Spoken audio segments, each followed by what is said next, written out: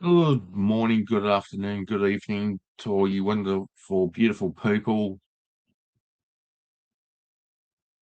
in this wonderful messed up world of ours.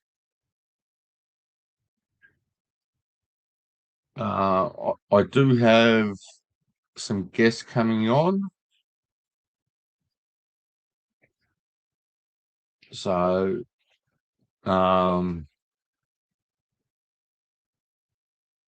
Squid, she's going to be joining me once again. Hopefully Kelly from Hey Mate, G'day Conversations. Yeah, so Squid's only a minute or two away. Hopefully Kelly is going to be able to join from Epic Country Victoria Paranormal. Kelly's actually been on before, and we'll have one, possibly two other guests on tonight's show. So, and I actually have some videos to just a few clips that I've come across and thought those would be good ones to show on the stream. So, and one of our guests has just arrived. Silver Fox, very glad that you're able to make it. Welcome. Thank you. I'm happy to be here. G'day, Jen Keeps It Real. I think this is the first time I've seen you in here. So I was just explaining tonight what the show's going to be like. Oh, well, I wasn't part of that, so do tell. Yes. We have Squid, who's going to be Jen Thunder. I know who you are. Yes, that name rings a bell. Squid's going to be here shortly. Love you. Hopefully Talking to my hubby. Kelly. G'day, Mr. Foxy. Oh, I'm in another room now. I explained I'm going into another room so I wouldn't disturb his show. And talk about a certain person, and here she is. G'day, Squid. Hi. Hi, I'm here. I'm alive. I'm not an I'm not android. sure I'm actually a real person. Woohoo! Um, You're not AI? Squid, do you know Silver Fox? Yes, I do. Fantastic. Silver Fox is awesome. Thank you. Oof. Yeah, so I think you two were in somebody's Discord voice chat overnight when I woke up in the middle of the night, but I actually managed to go back to sleep. So I'm like, let me not hop in the voice chat at 3 a.m. Experts Discord. And my screen's frozen. Hold on, and I'll be right back. I hear the little yelling my name. No worry. Yes, don't forget to hit that thumbs up, subscribe, so you don't miss out on what I do. Sharing my experiences that I've had, and speaking to others about their experiences that they've had. So make sure that on the notifications you hit all, and you won't miss any content that I put out. So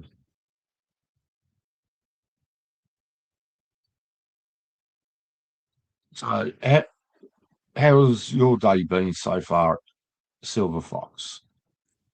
Oh, well, it's been good. It's been good. Yeah. Yeah.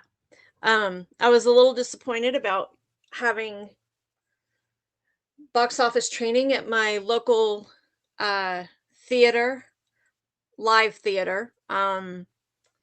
Canceled for today, but that left open time for hubby and to stay longer on your streams. So it's a blessing. Yes, we'll go with that. A good win for the day. So I'll wait for Squid to come back.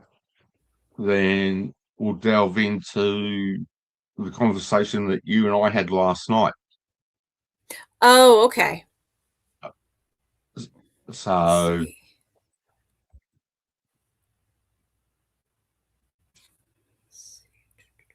yeah, so as per usual, up behind me, get my little stick. Up there, we've got I don't know, we'll turn around and make it easier. We've got a REM pod, and what that does is that's a visual and audio alarm. So if spirits are near the device, as you see, the light flashing there. So there's a spirit that's in the room. Then we've got the cat ball, and the K2 meter, which is that little green light there. So those devices are not audio, they're just visuals, as in the two cat balls and the K2 meter. Although you can get K2 meters that have audio in them as well. They're frustrating, annoying, especially when spirits know how to play with them. So, yeah. So keep your eyes open on those devices, and you might see a spirit drop in to say hello.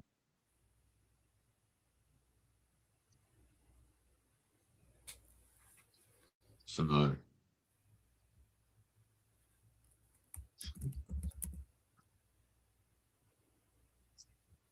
yeah, well, today in Melbourne, absolutely beautiful day outside, grey skies, rain, absolutely miserable day. So I'm looking forward to hitting America, where it's going to be nice and warm when I come over.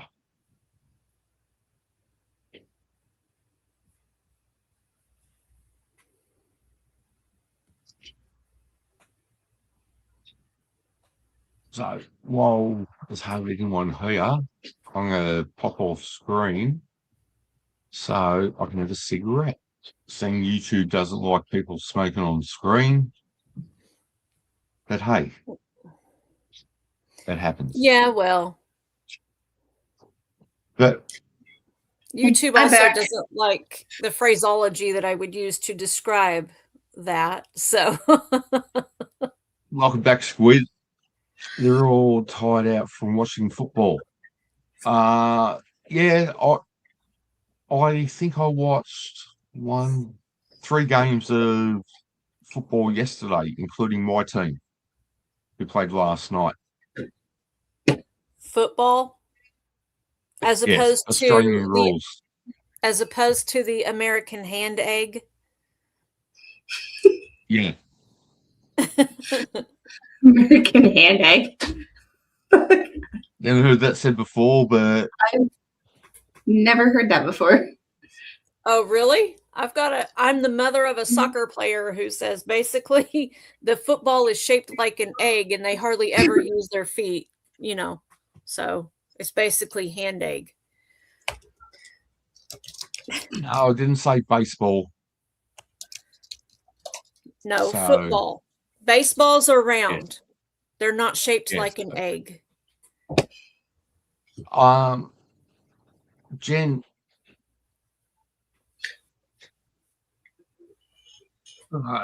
put it back up there. Yeah, I've seen the only person I've actually seen smoke on YouTube doing a live is Andrew Wilson.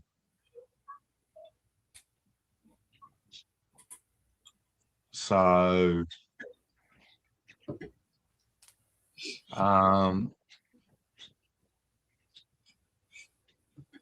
I've seen people use vapes on screen. Yeah, I've seen that too. I've seen a lot of cigarette. people use vapes on screen.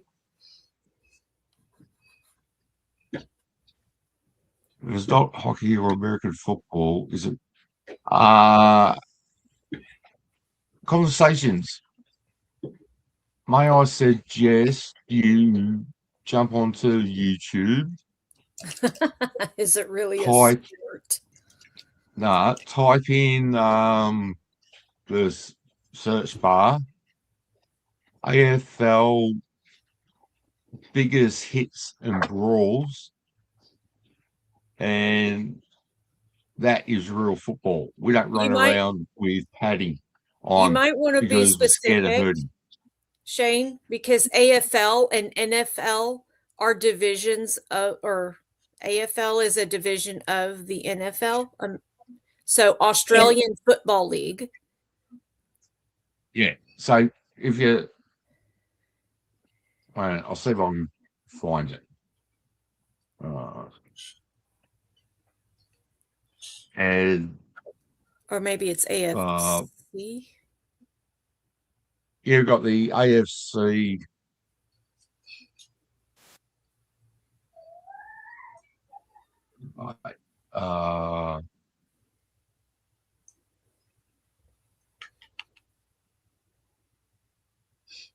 Control C. Come back into Okay, AFC, not AFL. All right. Thank you for the correction. So, if you copy the link I just put in and have a look at that, you will see how hard we actually play the game. Without Hello, pads. worldwide ghosts, and welcome. Another first timer from Going by Memory, unless you've used another name. Yeah. And Squid, I actually found out how to share a screen to share a video. Woohoo! So yeah, it's pretty interesting. yeah, so once share that.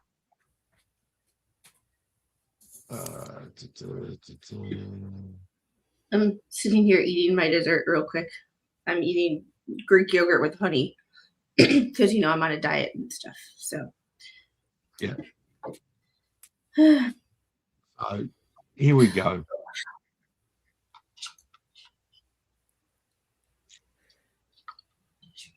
Needs to play again for those who didn't see it the first time. That was kind of creepy. Yeah. This will actually play a few times. It's just on the loop. So interested to see if anyone in the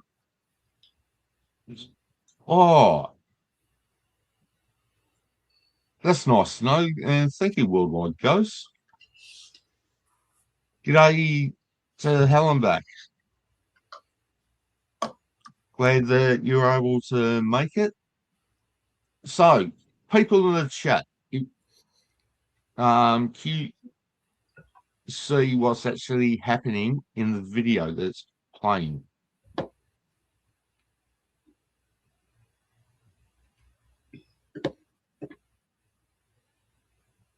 Because I don't know what it comes across like being on this side. So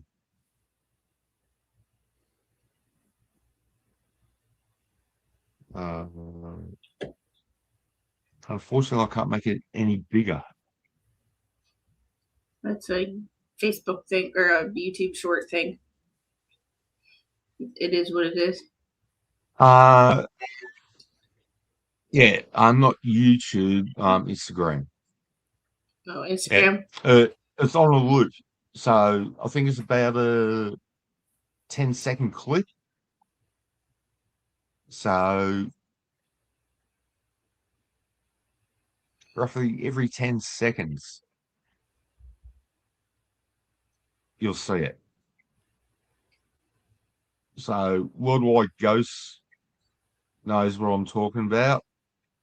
No, that's actually the spirit leaving That is the body. So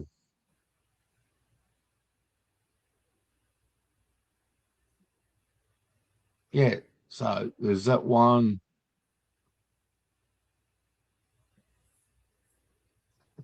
Share screen. And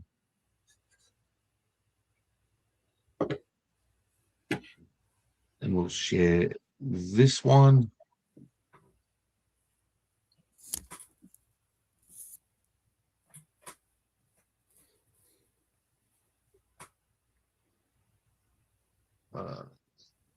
He claims his father was driving by a motorcycle accident that looked really bad, so he quickly took his cell phone out and snapped his shot. When he looked closer, he got chills. A humanoid figure that is transparent is shooting up above the state trooper's hat. This motorcyclist did pass away. If we change the color on the image, you can almost make out legs, arms, and a face. What do you think it is? This is a photograph that took the internet by storm. In 2016, a Kentucky man, Saul Vasquez, posted a photo on social media. He claims his father was driving by a motorcycle accident that looked really bad, so he quickly took his cell phone out and snapped his shot. When he looked closer, he got chills. A humanoid figure that is transparent is shooting up above the state trooper's hat. This motorcyclist did pass away. If we change the color on the image, you can almost make out legs, arms, and a face. What do you think it is? All right.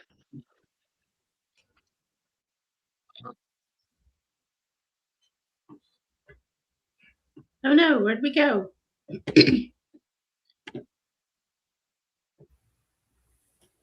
For some reason, I still got it playing on my end. I don't know why. Uh-oh. Oh, technology. I know. There. Right. There. Where? I closed down the wrong window. Oh no. Oh. Hello, Like we're up Yeah, here. So I wasn't seeing things, was I? And why is it? There we go. That's better. Yay! I feel like I need to breathe I'm this still out of a my head. newbie at this. Hey, we've got to Right. figure it out somehow. Trust me, the first time I ever went live on YouTube, I couldn't even add myself to the stage. Like I didn't even know. I didn't even know how to add myself. Like, and there was like 6 people in my chat for a live that was like 45 seconds long, and I didn't even know how to do. And I'm like, I can't even figure out how to add myself. So there's that. At least you got that part figured out, because y'all, we couldn't even. We were a day late and $1 short. Sorry. And There we go. yeah, so I worked out how to share stuff now from our chat after the last streams. Bonus. Yay. Y'all are giving me so much to look forward to. What do you mean? It's really not hard once you figure it out. It's like, oh, so you do certain things and you're like, how did I not figure this out sooner? Or like once you do it, it's you look at it and you're like, how did I not, like StreamYard now in the paid version has scenes. I don't know if it does in the version you're using, but the one I paid for a year for has scenes. Premium. And I'm still trying to figure out how to use those. Some days I feel like it works great and I'm like, how did I ever not know how to use this? And then some days I'm like, excuse me, guys, like in my chat, wait for me to not look like a complete newbie at this. That's I have done this before for like 1,000 videos. Yep, Yeah. it's an interesting experience. Yeah. When I've gone, so we're all on screen again, I actually cut out the devices up the back there. So I was trying to figure out how to get back. So, right. Squid and I have talked a lot about the paranormal. And last night back in Discord, there was Silver Fox himself back in there, Squid. And we're talking about paranormal. And young Foxy here was telling me a story about when she was a wee young lass and an experience that she had. Yes. So over to you, Foxy, if you like to tell everyone your experience that we're chatting about. Well, I asked how you got into it, and you said seances as a teenager, and I said that I tried to stay away from those because I didn't have the internal ability to shut things out, and it just did not seem safe for me. And then I talked about when I was 16. I actually, now that I'm looking back at it, think I was younger than that. I don't remember exactly how old I was. I just remember the experience. And I was taken to an old high school friend of my stepdad's house, and she was a witch. And I did not know that at first when she called me over.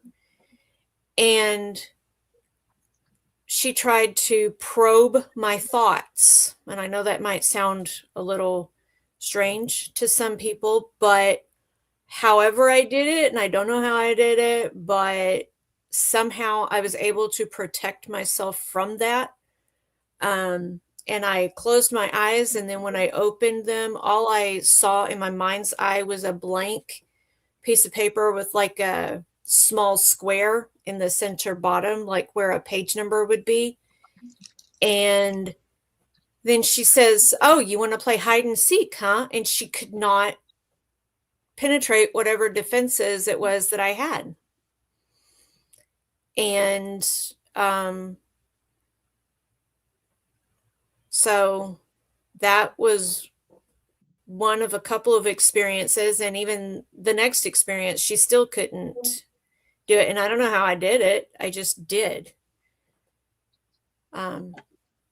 So I didn't know what abilities I had to protect myself. I just knew I didn't want to open myself to that. I knew when I was younger, the way I knew I didn't want to open myself up is because my mom was possessed by a spirit. It wasn't a demon, it wasn't a harmful spirit, it was just a young lady. And my mom's personality changed, the way she stood, her voice, everything changed, and it freaked us out. So, to hell and back, no, I didn't know she was trying to probe my thoughts. She didn't tell me. She did indicate something like, she said something, and I'm like, nope. And I don't know, because I knew she was talking to my parents at the time, or my stepdad and my mother, and I think maybe they said, "You're not going to be able to do this with this girl," and she says, "Oh yeah, I will. You just," and she wasn't. So I don't know how my parents knew, but I don't like that they put me in that position. I don't know. That was my experience. That was about everything I told you last night. You said you wanted to delve deeper, so ask questions. Yeah. One thing I wanted to ask was, did you feel uncomfortable when you figured out what the witch was trying to do? I still did not know at the time that she was a witch. I didn't know until after. She did say something about being quote unquote religious, and she did say something about having 4 angels around her house. But I did not know that she was a witch. Um, and what was the question? I'm sorry.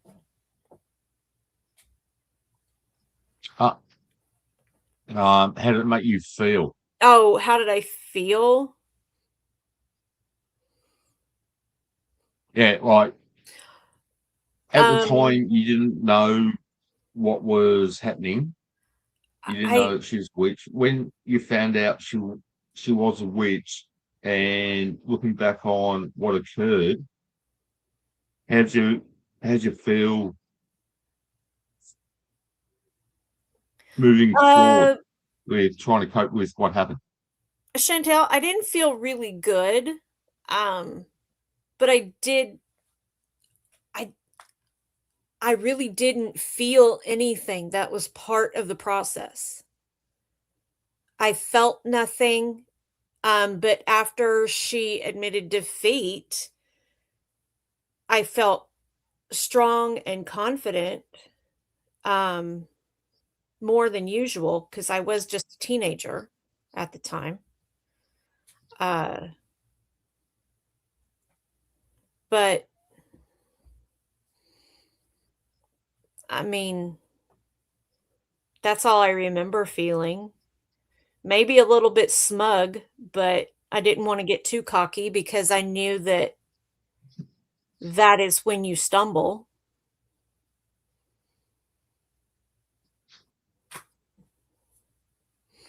I feel sorry for worldwide ghosts living in London. Oh, No, well, there England. are you sure it's England London, over the England that past he's 20. referring to? Because there are some Londons here in the US. I'm going that it's London, England. Okay. And yeah, terrible place at the moment. Okay. Yeah, Australia's going down the same bloody path that England's going down at the moment. So, and Squid, any more experiences at your house since we last spoke?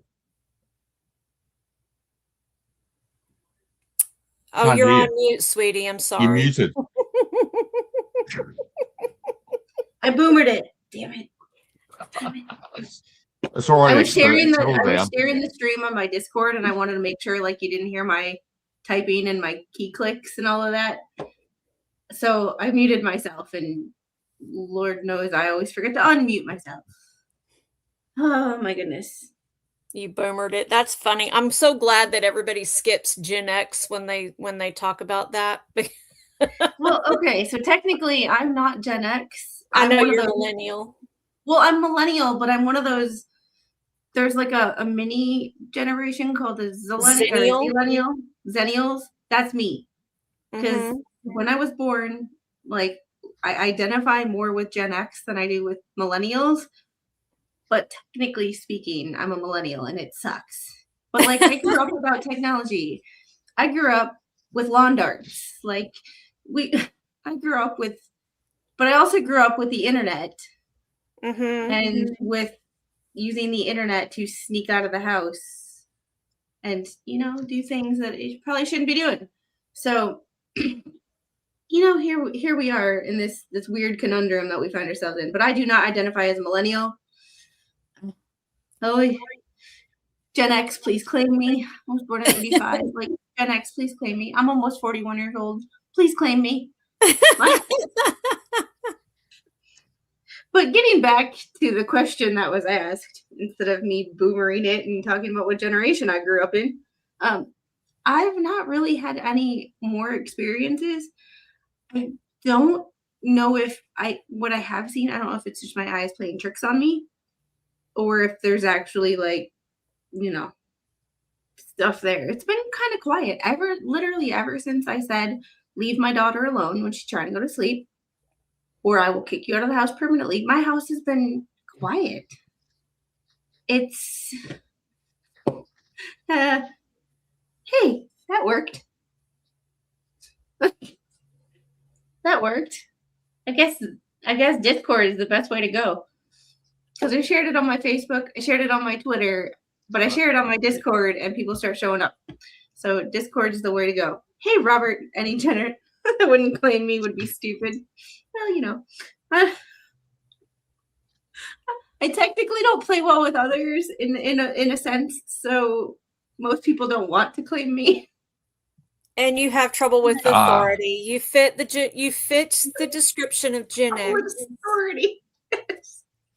I don't have problems listening to people, but if I think a person in authority is either abusing their authority or just plain stupid, I'm not scared to go, you stupid.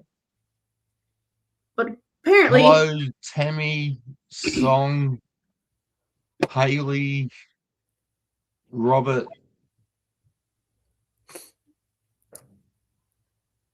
Hubby's a boomer, but I claim him in the Gen X because he's close enough. I'm Gen X. Me too. The last of the great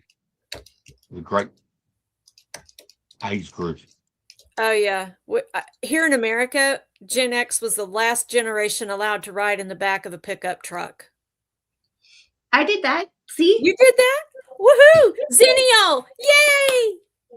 See? And so then oh yeah, you have a trip coming up. Yeah. Yes, I'm in my 28-day countdown.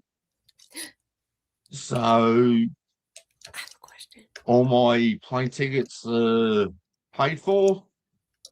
My international driving permits paid for. My insurance for my trips paid for. Accommodations all sorted and paid for. So, yeah, I think Wednesday, the 27th of May, I'll actually pack my suitcase. So, which would be shorts, t-shirts, a pair of jeans, cowboy boots, cowboy hat, as in So talk to us a little bit about how this one. much paranormal investigating you're doing on this trip. Because we all know about Dollywood, because, it's been talked about a lot, but you said you're taking some paranormal equipment. So what can Yes, we look forward to? I want to go to White Oaks Cemetery in, I think it's Sevierville, which is like a suburb of Knoxville. Um, the cemetery there's quite haunted. Hello, Danielle. Glad Hi, that you made it. Danielle. So definitely I want to do one investigation in Knoxville. Not sure about Dallas or San Francisco. So I'm not sure how my cousin and her family would appreciate it, nor my auntie and uncle. But I want to go to Alcatraz Island. And of course, I want to take paranormal equipment over there with me and just see if I pick up anything or feel anything. Oh, you will. So You definitely yeah, will. I didn't actually get to go on Alcatraz, but I was in a boat around it. And I felt stuff when I was like 17. So was it like the really evil stuff that you felt, or was it? At the time I think I was 18 because it was right before I left for boot camp.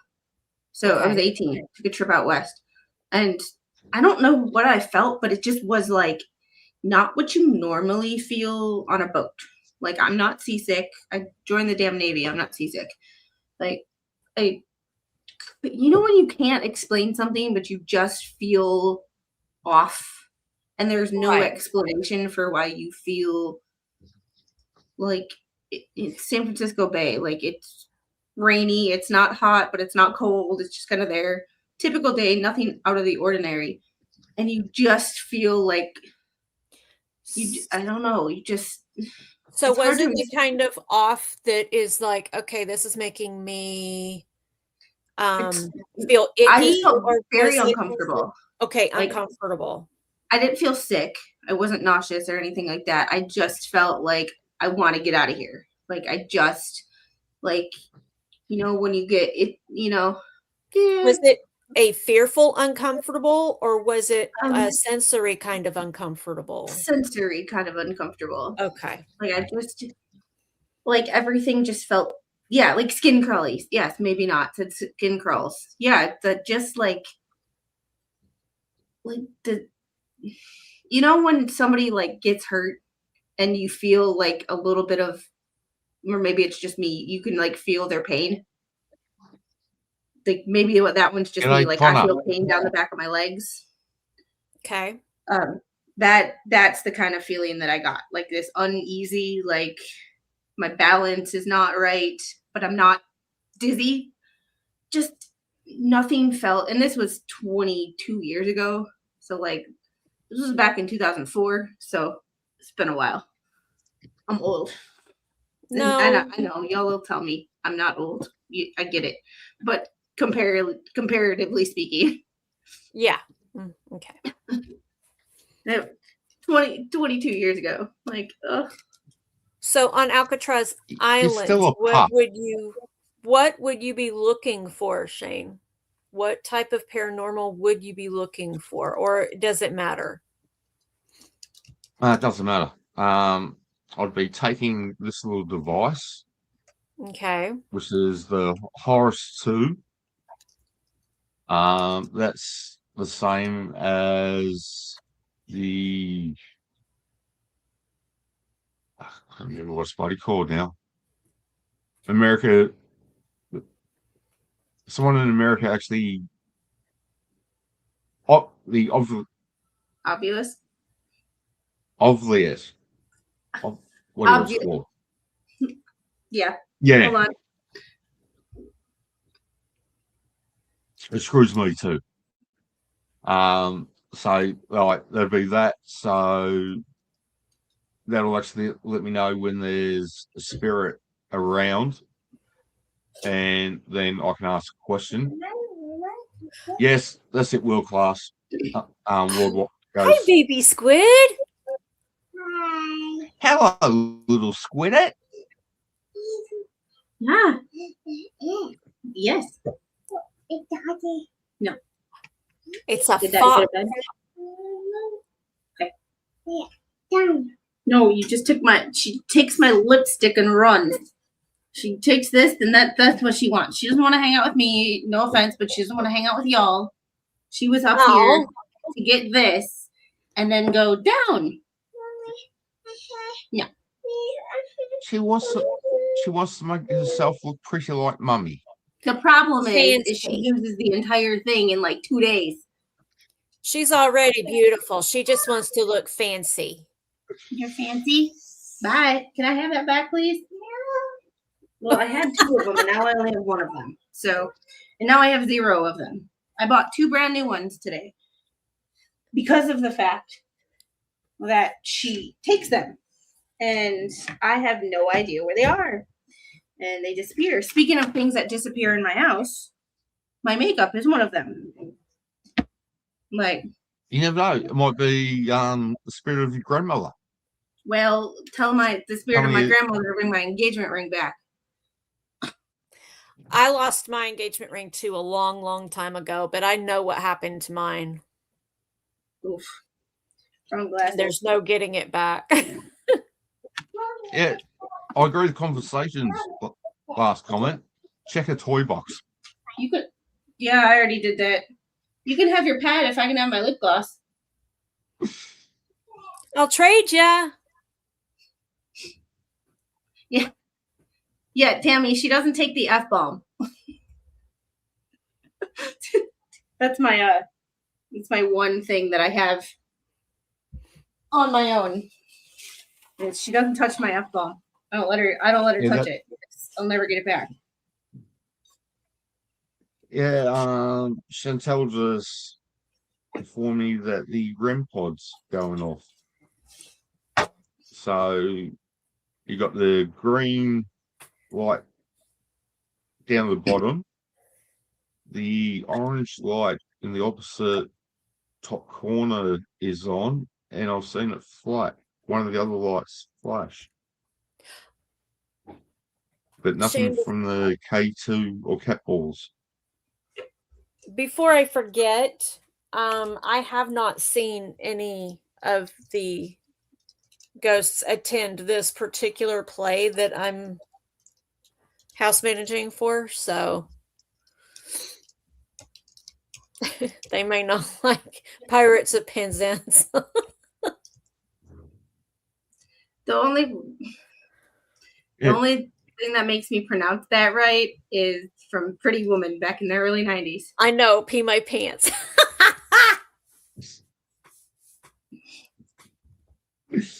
But Sylvia, you've actually shown me the photos. We've had a great conversation about talking about the theatre. Can you tell Squid in the chat about the photos you sent me from one of the plays that you attended? Well, it's a no-brainer that Evil Dead the musical had the most appearances.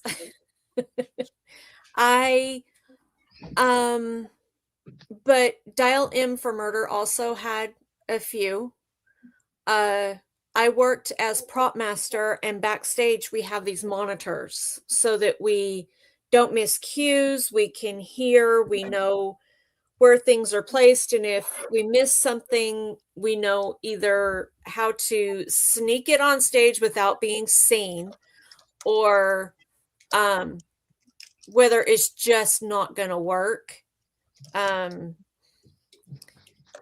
But there was one day where I was watching the monitor and it looked like there's just a whole bunch of dust like going in front of the camera. Now we can't record and we can't release recordings of these shows because of licensing. The licensing agreements will not allow it. But for purposes of the theater itself, they do record it for them, and they do have the camera there for the monitors. And the monitors are in the green room, in the dressing room, etc. I was looking at it one day and it looked like all this dust was floating around. And so I got to thinking, and I peeked my head out from backstage and there was no dust. And I took a photograph of the monitor and I checked with you because I remember you had a conversation with another person. And unfortunately, a disagreement that led to the parting of ways. But Yes. So I remembered that, and so I showed it to you, and you're like, "Oh yeah." And then I hear the story that once upon a time there was a building next door. It is that's no longer there because they had to tear it down for a bridge to be built over the river. How rude. So it was once a hotel, and then the top 2 floors burned, so they kept the bottom floor, and that bottom floor was no longer a hotel at one point. It was actually a funeral home at one point. Whether they had funerals there or not, we don't know. Whether they stored bodies there or not, we don't know. I have to check with the funeral home in town that owned that at one point and see if they can get into their records. But it is believed by a lot of people in the theater that has been there for a while that there are ghosts that visit every now and again. And it shows up in the way of the quote unquote dust flying in front of the camera that can be seen on the monitors. So Yeah, I remember seeing the photos of the orbs that you sent, which were fantastic. I was referring to the blue hue that appeared in the photo. to the what? There was a blue hue.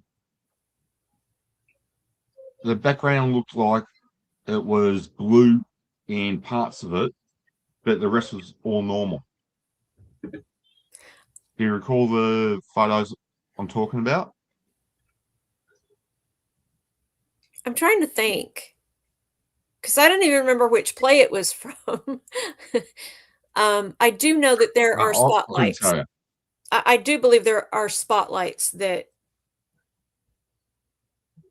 Oh, if you're talking about No. the one Dial M for Murder, there was a scene that it had to be blue.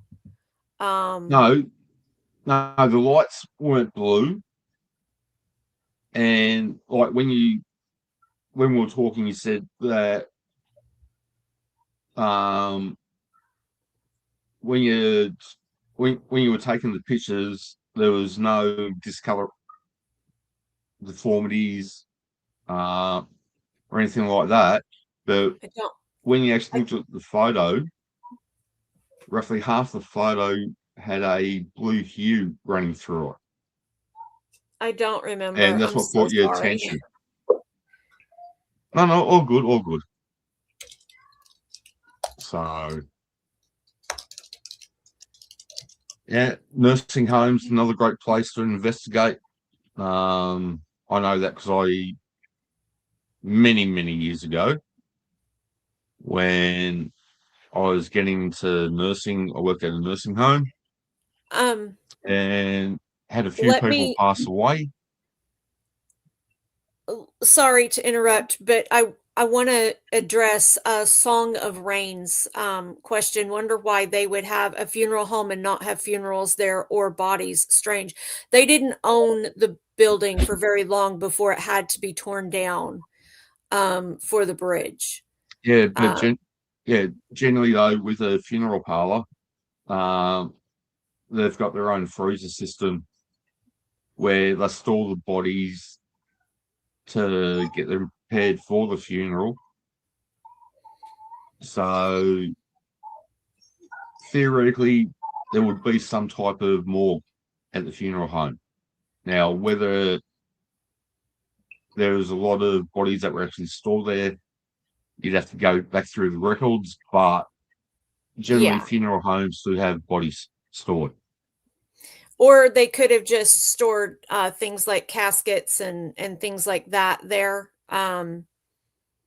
Yeah, so I don't know the also might have, details of it, but I do know that the funeral home owned that building at one time. So yeah, But in brain, I worked at a hospital too, and well, for 6 years, and there was some weird. And I worked in the oldest part of the hospital, and there was some weird stuff there, weird stuff going on. Can't even describe some of the weird stuff that I've seen. and wants to say that I never used the theatre as a place to actually hold funerals. well, So being like you as got that as the well. being as the theater has a show going like a lot, and they use that space, and there is a history to that theater. But I will share that with you privately because I don't want to give too much information about that theater because I don't Yep. want people to Yeah, look all up good. stuff. Yep. But That's all good. there is a history to that theater where at one point the dressing rooms were actually behind a wall behind the stage, and they literally had to dig out the basement and the pit for the orchestra and for storage. So no, they would not have used the theater for that. They even had to change the placement of the doors and the box offices at one point to keep light from shining down the aisles when people open the doors. So yeah, they wouldn't have done that for that wouldn't have happened. Yeah, old churches are just as bad as hospitals. I've got 3 spirits that live here with me, so You have more lights on your Danielle, device. Yep. yeah, Oh, Danielle, that yellow Look light. behind yeah, you. the REM pod. Yeah, on the Yeah. REM pod. 3 or 4. So I'm not sure whether that's the battery actually running low on the device. Or maybe not. And like here, it's not the structures so much, it's the land. Yeah. Right. So spirits could be attached to a physical building. And even if you move that building from one place to another, a lot of times the spirits stay with the house. Attached to the land, attached to specific items. Lighthouses are other sources of spirits. Yep. Well, because of all shipwrecks. We have all this was the site of multiple Civil War battlefields and Revolutionary War, to be perfectly honest with you. Right. So I'm pretty sure the people or the spirits that are possibly on this land aren't even American, they're British. Very true. It could even be Native American Hey, because Kelly. they fought for That- their That's right true, to too. have their land. People forget that before the English got here, and the Spanish got here, and the French got here, they would fight themselves a lot. Right. Tribes would different fight each tribes. other, yeah. Tribes would fight each other, and it was not pretty. They were brutal. You think they were brutal to what they did to the settlers? They did that to each other too.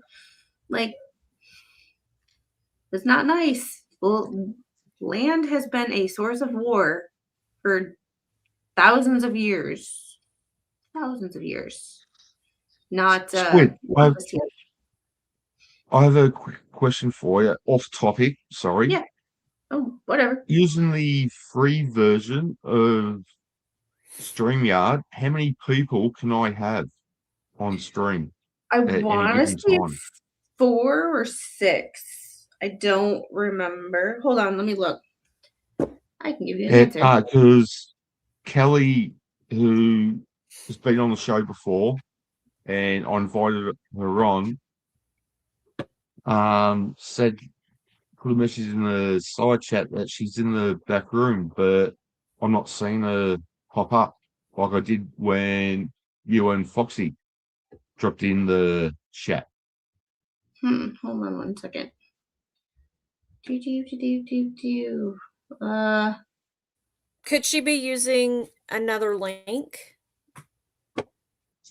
Nah, Okay. I have to look at the I sent the same link to everyone because that one link is for this particular stream. so with the free version. I thought it was 6 for some reason. I don't know about the free. All I see is the business teams advanced, because I have advanced. So 4 team members, 15 backstage participants, 10. I'm assuming 5, because with core you can have 10 on screen. With core you can have 10 or 15. 10 people in the stream, so you can probably have up to 5. Not really sure. Let's see.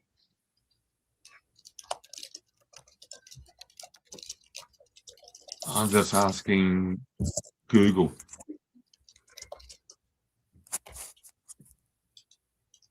So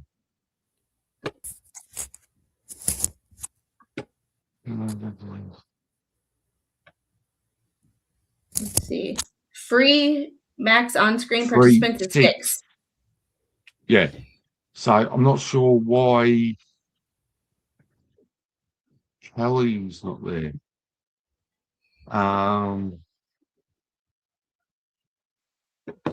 Kelly, I'll resend you the link.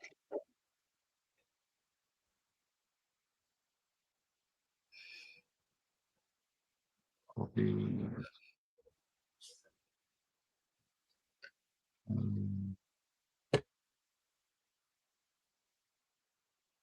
So for those who don't know, Kelly actually runs another paranormal group here in Melbourne.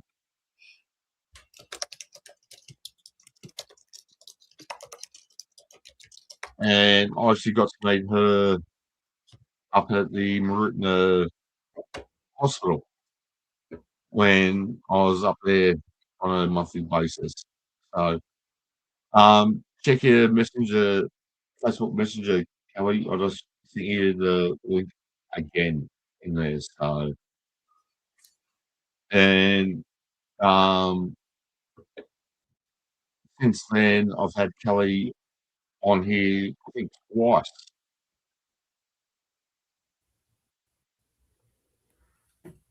Have we seen T yet? No, I haven't seen T yet, but she might be over with Common Sense Investigations because expert doing the Lego. Expert and Oh, Baker okay. are doing Legos. Yeah. What's funny is Well, Expert didn't even remember that he had that stream today because he was on with Nick Starro earlier. And when Baker left, Baker said, "I'll see you in a little while, or I have to stream." People asked Baker who he was streaming with, and he pointed at the Expert, and the Expert's like, "What are you talking about?" That's not the first time he forgot a stream. Remember that time, Shane, when we were all in Discord and he was Yes. running a stream that he yeah, never members attended, only stream. and we had a Yeah. field day in his chat. He ended up having to take that off of YouTube. Yes. Well, see, I'm so paranoid about being late. It's one of those things that the military ingrains into you that I'm so paranoid that I'm going to be late about everything or something. I can't not miss a stream. It's happened to other 15 people. I've If you're- messaged other people being like, "Are you okay?" And they're like, "What are you talking about?" I'm like, your stream." They're like, "Oh my God, I forgot." It's like, it's okay. We'll just say you're sick. It's okay. I'll just go in there and tell everybody you're sick and that you have to reschedule for tomorrow. It's fine. So is it you're on time if you're 15 minutes early? If you're On time is you're late, early is on time. On time is 15 minutes early. Yeah. So on time If not is 15 late, minutes early, you're early late. is on time. Yeah, I've grown up with that ever since I was 4 years of age. And I just recently was diagnosed with ADHD and I am time blind. So I have to have timers and alarms and some sort of timepiece around me all the time so that I'm not late. I will be right back on my duties. So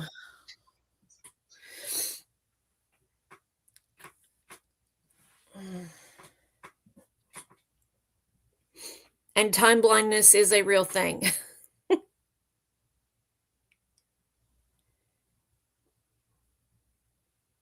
How do you pronounce that? Oyen?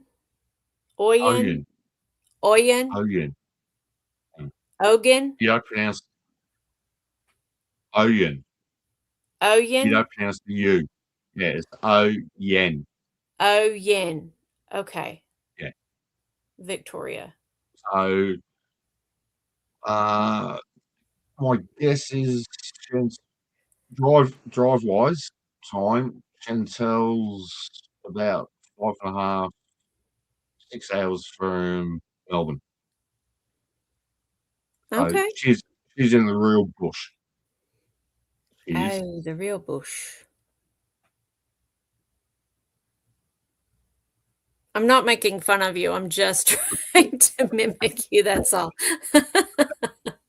I really give a fuck. Christ, I'm an Aussie. Oh no, you tell me all the time. Hey, that's a fucking Pommy accent. Don't insult me, you bitch. Christ, I'm fucking mighty. Do I need to referee this little fight here?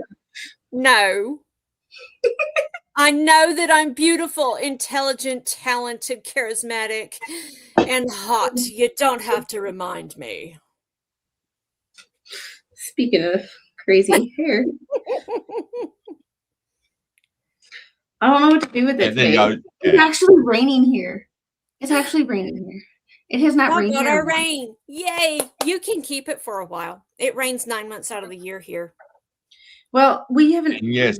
Usually rains all the time here, but we haven't had rain in it rained a little bit on Tuesday and then it didn't rain at all. So I don't know what to do with this hot mess because it's too short to do anything, but it's too long to do some stuff. And I'm like, it's just here. I look like I had the people today. So I actually tried to do something with it. And now I'm like, I'm trying to mess with it. And I'm like, I don't like anything and it's uncomfortable. Yeah, if you actually listen to a lot of my music, it's all country. The majority is country. Yeah, yeah, about 60% of my music is country, and the Australian bush and how it's just so much better. Right. I looked at the In backstage weather now. Oh, yesterday, and I'm like, I need to roll my windows up. And hubby's like, well, there's no rain in the forecast. And I said, there are clouds. This is the Willamette Valley. I'm rolling my windows up.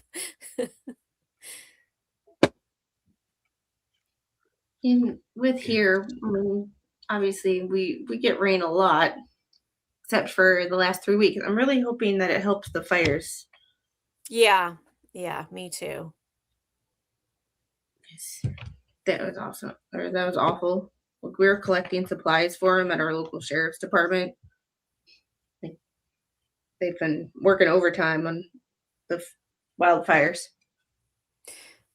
Hmm. Hey, Livin. I don't know what's happening, Kelly, but I can't see you in the back room. Hey, people, I can see Foxy and Squid.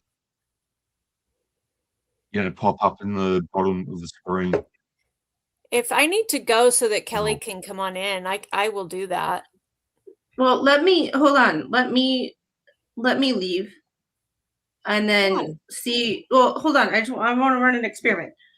Let me pop out, and I will hit the link again. See if Kelly, leave whatever backstage you're in. I'll leave and then re-enter and see if that. And then, because I know more about StreamYard than the average person, just based on 2 years of using it. So let me just see. I'll be right back. Okay, experiment engaged. Did I live in life? No, Kelly is still not presenting on the bottom.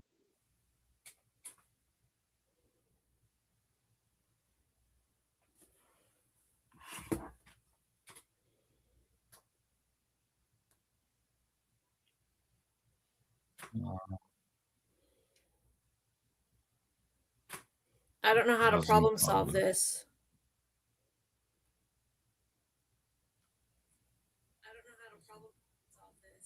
I'm just following conversations suggestion. See if that helps. G'day, Bad Dazza. G'day, Darth Vader. Glad you actually found me. Great to see you here. And who else? G'day, Bobby Bologna.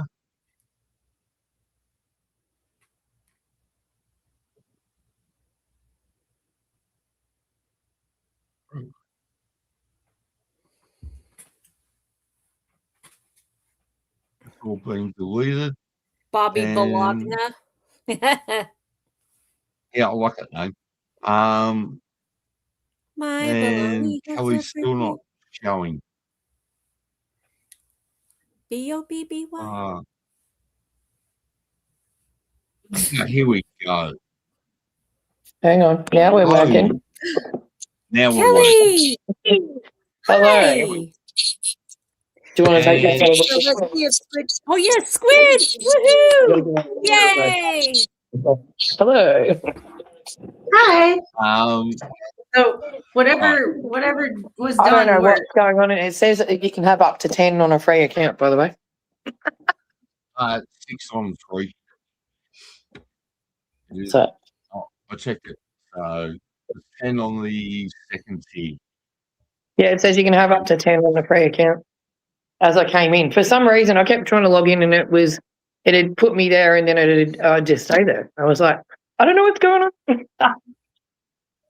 Well, So, whatever idea. you did, it worked. Right, Kelly, let me introduce you above your head, the fox that silver foxy. I'm waving. Hello. hello. Hi. Excuse the bird in the background. This is Foxy's first time being on a stream. Oh, right, cool. Yeah, and that came about from a story she was telling me last night. Right. And underneath me to your left on my screen is Squid. Right. Hi. How you going? Squid has 2 different channels. Squid, drop your link in the channels. Yep. Drop your link in the chat. So those of you who are familiar with Squid, go check her out. She's got 2 channels, as I said. One's One is my crime. snarky side. One is my snarky side where I read legal documents, talk about current events, things that just interest me or piss me off on that current day. And the other one is my passion project, my career, what I went to college for, evidence through motion. That's the one where I work with fall prevention, chronic pain, movement, getting back into movement after falls, corrective exercise, all of that stuff. Right. So that's the one that actually, like, I that's my passion project and my no spin, no drama zone. The other one is my snarky, petty, you know. I get what you mean. You know. Sorry. But the Squid one is the one that's monetized. So it's like I have to pay attention to it because it's what helps feed my family. Well, But that's it. You got to do what you got to do. we're really hoping to get the other one monetized by the end of this year. Because that's the one where I want to make a career out of. It's hard work. Is my career. I'm just That's hoping to get launched. Yes. Let me know. Oh yeah. Learning adventures with Silver Fox. Yeah. I'm just hoping to get it launched by the end of this month. Yeah. As I was saying before, Kelly has her own paranormal group here in Victoria. She's about Sure do. an hour 45 to 2 hours on the other side of the bay from me. I met Kelly up at Marutna. Yes, you did. That's all I'll say about that. And The hospital. we've been in touch ever since. Yeah, I'm at the Yep. hospital. And we've been in touch ever since. And yeah, great person to have on the stream. So Yes. So, would you like me to talk about some of the projects that we've been doing recently? yes, especially about Tasmania. Especially about Tasmania. I was just going to tell you about that actually. So I've visited Tasmania 3 times now. Once for kind of family thing, and the other 2 for paranormal. We've actually had the honour of investigating some places that have never been investigated before, which have been really good. So we did an 8-day track the second time round, and we were Queenstown actually comes to mind. We're actually in Queenstown, and we're in the pub up there, which is a very, very old mining town, and there's still mining there. Sorry? I'll just say good night to Worldwide Ghost.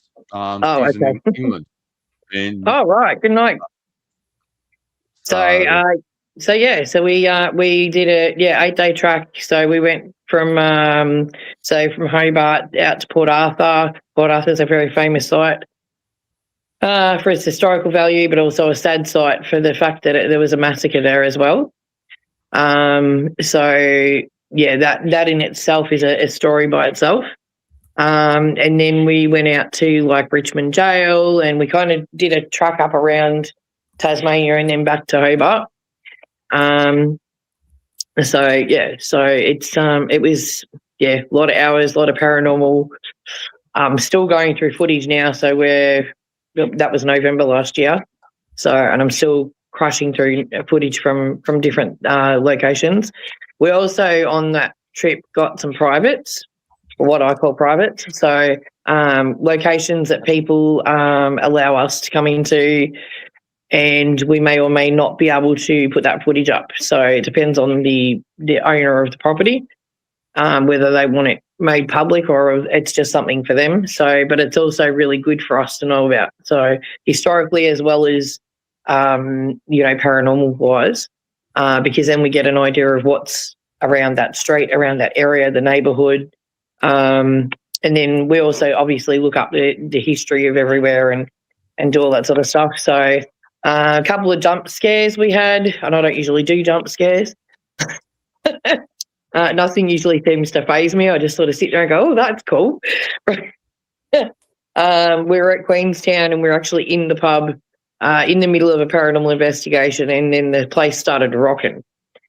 So, and, we're new to Tasmania, so we're like ringing the guy who's supposed to be in the pub upstairs, because the whole place was shaking. So, and we didn't realise that, there's mines under us, if that makes sense. So, and I'm like, oh, this is really good because, obviously there's ley lines and all sorts of other stuff under the earth. So, and I'm just sitting there going, okay, this is really good because, the place is shaking. You actually see, I've got a counterpart, Katie, she's really cool. You actually see on the footage, I'll try and share it with you one night, that, I'm sitting there explaining to the said spirits, this is what you do with this stuff, and then the whole place starts shaking. And then I'm like, hang on a minute, what the hell's going on here? So it's literally, we literally got stunned by it. But we got some really interesting stuff. So especially through the mics that we had set up and the recorders. So we actually got, stuff like help, quick, run this way, stuff like that. So, and I'm just like, okay. So we were actually getting an interaction with the spirits that were there at the point in time, but we didn't know it until we got back to the rooms, because we went back through a bit of footage and we actually got those interactions. Quick, help, come with me, kind of thing. And we're like, okay, so we're thinking that they might have been miners or people that lived in the town and knew what was going on. But yeah, the place shook like ridiculously. So, and we literally panicked. We're like, okay, we're in the middle of an earthquake. What do we do? So, yeah, it was pretty full on. But to actually get a reaction from the spirits about that initial spot in time was pretty full on. So yeah. So yeah. Yeah, I don't think people realise that when we do use video recording equipment or audio recording equipment, just how long it takes to go through the footage. Like me personally, if I've got a 60-minute video, it takes me a minimum of 4 hours. Yeah, at least, because you go over it and over again. Did I miss something? Yep. It's not just the visual; it's the audio as well. You're listening in to see what's in the audio. Have you missed something? Then you get somebody else to listen to it. So it's a huge process. So and our team's out there for research purposes, not this jump scare crap, right? We do a lot of research. We go back to a lot of locations. Different weather patterns, different times of the year. One that we've been studying for a little while is called Balcombe Estuary. It's in Mount Martha, on the Mornington Peninsula, in Victoria. So, and we've been studying that because it was a war facility. So they trained there, they shot guns, they did all sorts of other stuff. People came back and trained as young people there. And then it was kind of a huge facility. So, and it goes basically, I don't know, good 50, 60 Ks in space, so in kilometres, I would say. So it's a very interesting location to go to, but it's also the area in which we go to is actually a caravan park. So there's all those good memories for people and all that sort of stuff, and they had rangers there that, obviously looked after the caravan park. And now it's a national. Now it's like a Vic's Park kind of area. So, and there's a lot of families that go there, and then there's been hundreds of people that have, because it's like a little with an estuary. So there's like a little kind of river beside it. So we've got our water, we've got, you've got the beach not far from it. You've got a lot of different ailments that, we use as paranormal things, and the ley lines are under it as well. So, yeah, excuse the bird. Ley lines are fun. Ley lines are really good. I like ley lines because those ley lines run right through to Arthur Seat. So, Mama Squid. Why she has a link. Tonight, Mama Squid? She has a link. She was watching the Kentucky Derby, but she has a link. Yeah. So, yeah, I actually put a bet on the Kentucky Derby, and it wouldn't bloody allow me to. Bastards. Oh. I got given 4 horses to pick, and I put the bet on all yesterday, even 5:30 this morning when I woke up. Right. And it wouldn't allow me to put a bet on it. Right. So, and sorry about that. No, it's okay. I saw Mama Squid answer. So Port Arthur, every time I go to Port Arthur, so, I can see and hear. And every time I go to Port Arthur, it's a different experience. So the last time I just went recently with my partner, I actually went into the area of where the cafe was with the massacre. I've kind of left that alone for quite some time for good reason, because it's very sad, and the emotional feeling you get when, even if you're not our way inclined, that you get when you're walking past that. Like, they've done a big, beautiful garden in there, and it's very respectful. It's absolutely gorgeous. So, hats off to what they actually produced for such a tragic thing to happen. But it's very emotional. You can feel the vibes of, all the drama and the trauma that would have happened. So, and it's a very sad area. So, like, I had to leave because I was starting to get overcome by the emotion of it. So, but it was a great honour to walk in there. And I don't think some people go to Port Arthur and kind of just forget about that bit. So, because it is now part of Port Arthur's history, unfortunately. So, but yeah, but Port Arthur itself, we've got some really good footage from there. Myself and Katie went on 2 different ghost tours there. We got 2 different lots of stuff. We were allowed to go into the asylum by ourselves for a little while. One of the gentlemen just shut the door for us, so we could just get some quiet, and got some photos. And then we actually got an apparition on screen, so which was really cool. So I'll share that out with the public soon. The only way I can describe him is he looks like a little Casper. So that's the only way I can describe him, is he looks like Casper. Like my emblem. Sorry? My paranormal group. Like my emblem for my paranormal group. Yeah, he's very, like, he's a little person. He's very fluffy, as in, like, the apparition's very fluffy. He's very transparent too, though. And we got him middle of the day, which was a strange thing. So, and it was in the, I can't even think of the name of the buoys, actually. So there was an island just over from Port Arthur, and they used to keep the young boys there, so as prisoners, basically. Yeah, they used to make them work in the coal mine and all that sort of stuff down there, obviously because they needed coal.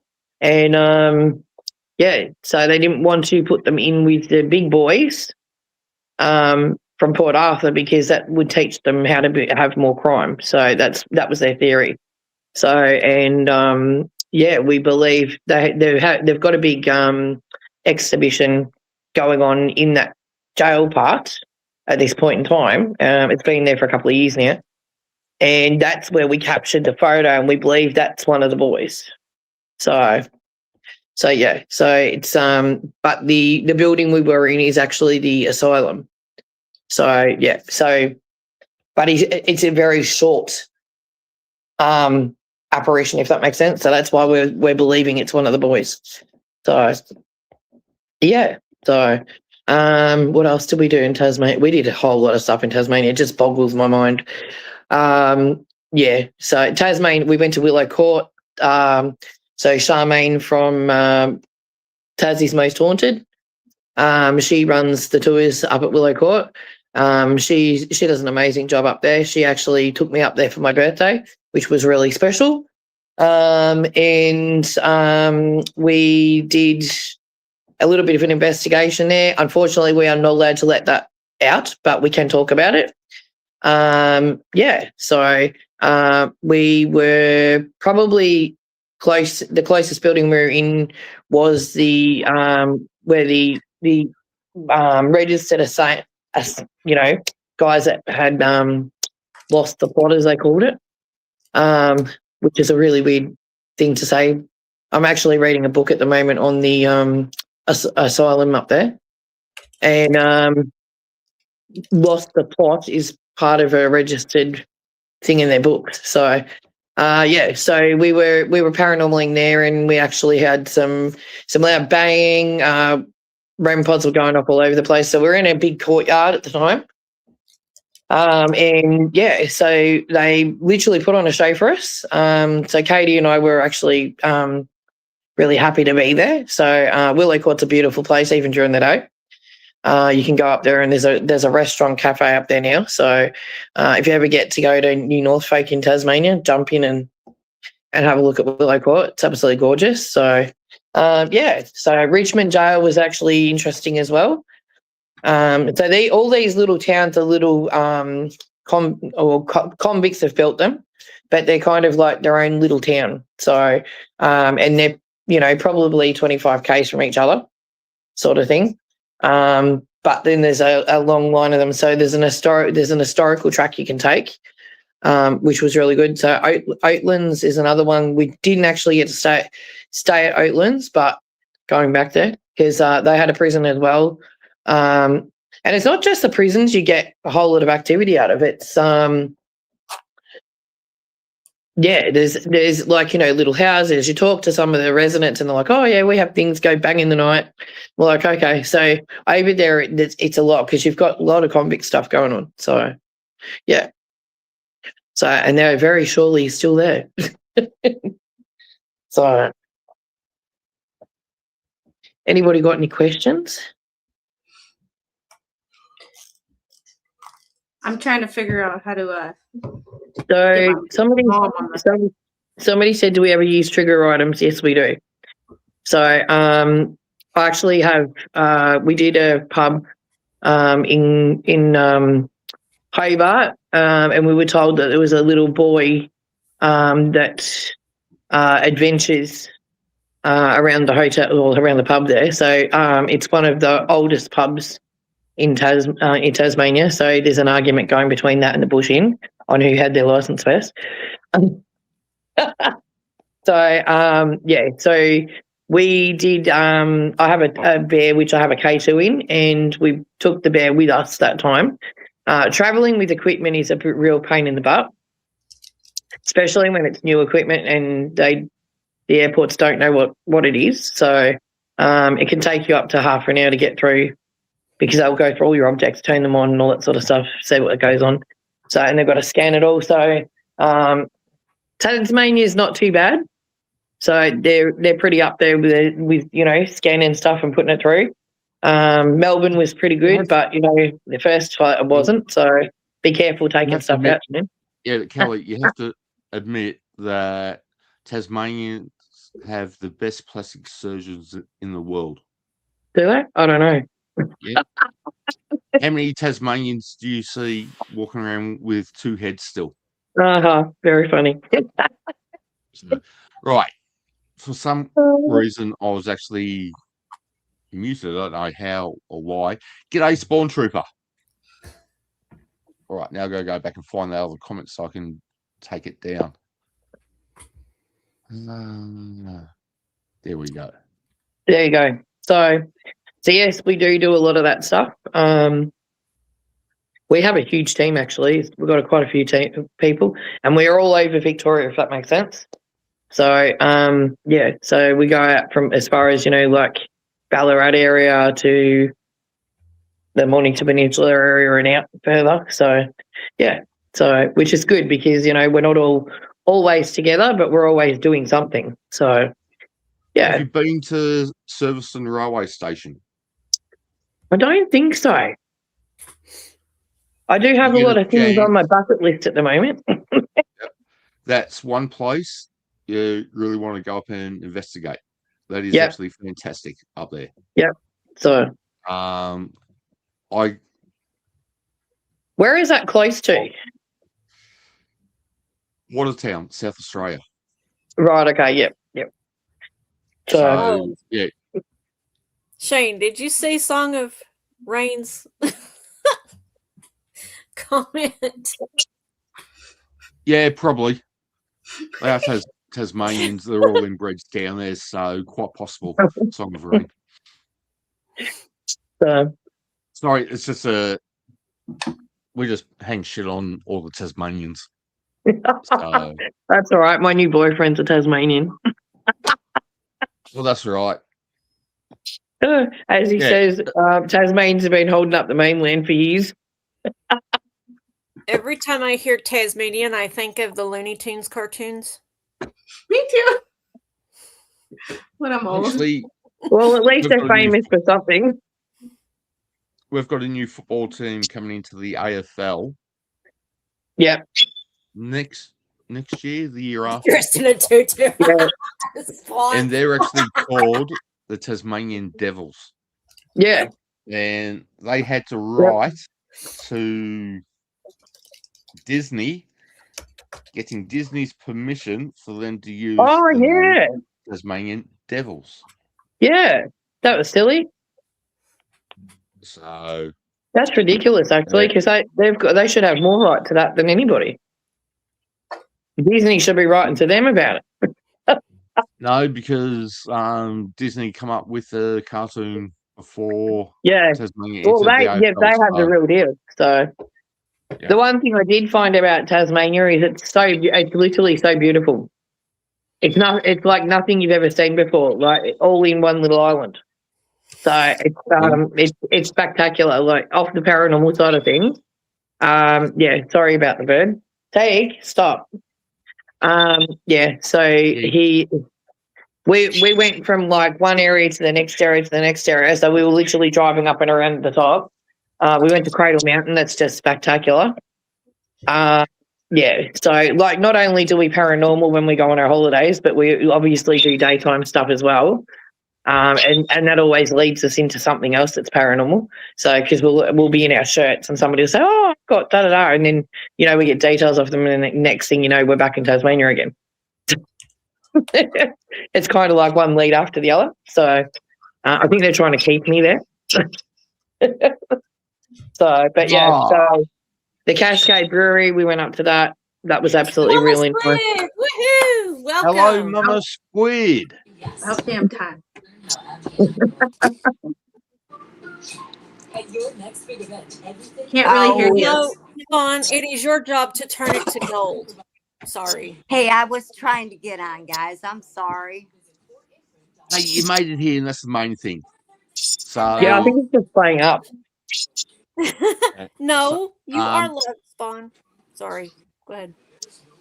Mama Squid is Squid's mum, and she's been in my chat since November. Whenever I stream, Mum Squid's been in, so it's good to actually have her on screen. This is the rare time when I'm on a panel on YouTube. It's a rare time when I'm on a panel, and then I'm the one who has the most streaming experience. This is weird. There you go. I'm out of my element. We Hey, actually Mom. don't really have time to stream it, so yeah. Squid, it was going to happen eventually. Oh, There you go. I know. No, I'm weird. No, Bobby Squid's says I'm not weird. weird. Well, I No, am. Squid's just wired the same way as I am. So she's not weird. Everyone else in the fucking world is. You're not weird. You're limited edition. Okay. Yeah, I'm that too. Thank Christ. Yeah, Imagine definitely having- limited edition. Yeah, imagine having two of me running around the bloody planet. No thanks. God help the world. See, I don't people well, but the people I do people well with, Yeah. I really do people well with. Like we're like, we Yep. get each other. But then if I don't people well with you, it's like, well, I'm here. Yeah, I get it. So And I got to know Squid through the expert. So he was You got telling to me know me that, from the expert too. yes. I was talking with expert one time on a stream, and he mentioned that Squid had some paranormal activity. I don't know how he knew, but he said get in contact with her. So I reached out to Squid, and that's roughly 12 months, maybe longer. And Spawn Trooper will pull this joke that I have him trapped in the basement of my house. One, no, he's Turn his internet off. Squid, Welsh. then you won't have to worry about it. All right, you can't harass it on screen. He's turn his Welsh, bloody and I don't internet want off. that anywhere near my house. And secondly, Oh I wow. don't have a Okay. basement. No, No worries, mate. oh Oh, Mama Squid dropped. yeah. At least you made it. So Yeah, at least Sorry, you figured out how to click the link and join, because that, I don't know if it just wasn't working, so I resent it to her. Because I don't know. Well, if it's your job to hand him crap, then you don't have him in the basement. You probably have him in the septic tank. Yeah. We have city water and sewer, so if he's in the city sewer system, he's a Ninja Turtle. I was just gonna say that. He's not a stormtrooper. He's a Ninja Turtle, which actually might be a good, and I've known Spawn Trooper for almost 2 years now. So I'm going back to when Spawn Trooper started his channel and started playing around with AI music. Spawn's like And that big brother I never had. Nope. welcome back, Mama. Jack. I'm trying, guys. My This is Ah, her that's what you first can time do. ever on a stream too, and she's on an iPad, so I was on my iPad and it wouldn't let me in there. So Well, my internet every so often I'll get the wheel of death come up. right. Yeah. That sucks. So when that Shane, happens. did you actually cover any of the UFO Westall stuff? No, I've never talked about it. I don't know a lot about it, but what I do Okay. know is back in the, I think 1960s, 1970s. Yeah, 1966 it was. Yeah, in a suburb of Melbourne. Westall. There's a high school called Westall High. Yep. One day, students and teachers saw UFOs. One particular teacher took photos of said UFOs. Yep. He was gathered up by the government within an hour or so of those UFOs being spotted, and told that if he ever published any photos, his life would be over with when it came to teaching that.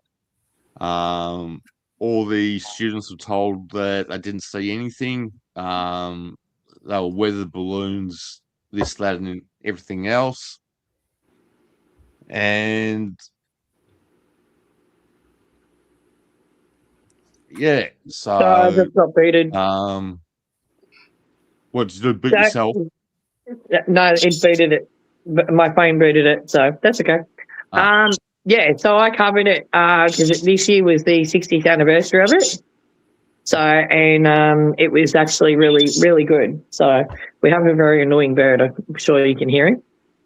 So we're not talking to him, so that's why he's being noisy. So I actually got to meet some of the actual witnesses. There was 250 students, but that you can plus that because I'm going to say there's probably 1,000 people that saw what they saw. A lot of people didn't come forward. So there's I don't know if you guys know what a market garden is. So what we call a market garden is just a big field of vegetables, basically, and people working in them. So consider me a stupid American. It's all right. So everybody calls things differently. So there was a gentleman. Maybe Shane can go. I'll send Shane the link and he can put it up. So they actually did a documentary with them just recently for the 60th anniversary, which was absolutely amazing because you actually get to hear different people's versions of what actually happened. And the reason why it's different is because people were in different views.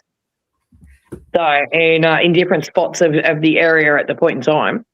But there was a young guy apparently the Americans, they actually describe that the Americans were on site before the Australians. So, which is really interesting because back in 1966, we had an airport not far from it, but we actually believe that the Americans were actually tracking these UFOs because they came all the way from Mildura. That was sighted, and then days after, they actually end up in Westall. So, and there's actually a track of them. So people have put all the research together. And it's quite an amazing thing, you can't say 200 and something 12-year-olds were all, young kids, high school students, because there was 2 different schools there.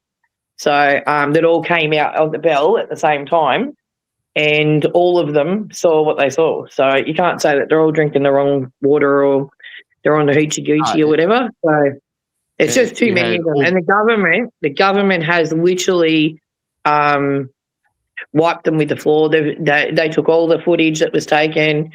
Any of the interviews that were done by the children were taken. It was just a really big cover-up. So, and the only people they can kind of look at now is the American government because they're obviously bringing things out now. And they know that the Americans were there, they weren't in the right uniforms. Does that make sense? So, they were describing American official uniforms rather than Australian khaki ones that we had back then. So, and obviously the Australians were on site afterwards, but these guys apparently were on site 20 minutes after it happened. So they had to have been tracking this thing. So, yeah, it's just too coincidental that this happens and then bang, they're there, So, yeah. There's no such thing as coincidence. So, and, all these people, all they want is some recognition that this thing happened. They don't want to know why, what, when, how, who. They just want to know and for the government to come forward and say, hey, this happened. Tell us that it happened. Just tell us we're not hallucinating. Stop trying to gaslight us into thinking that we're crazy. Yeah.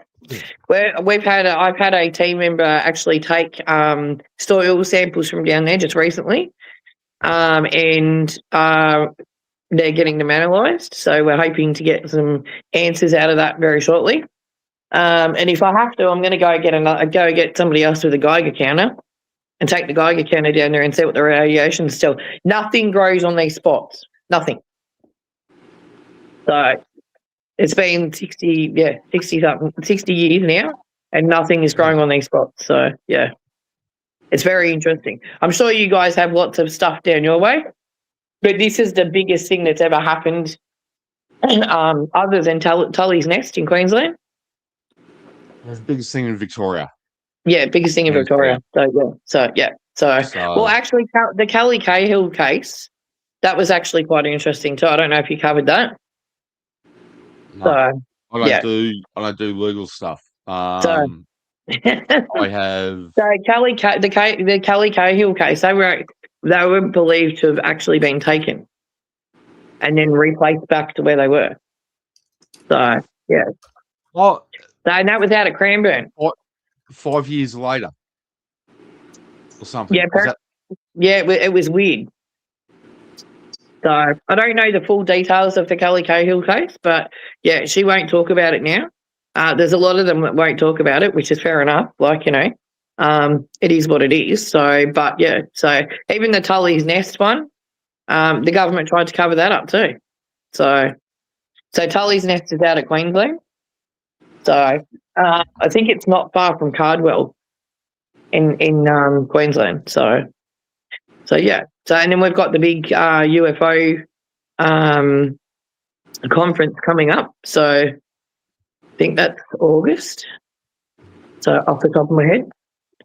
So yeah.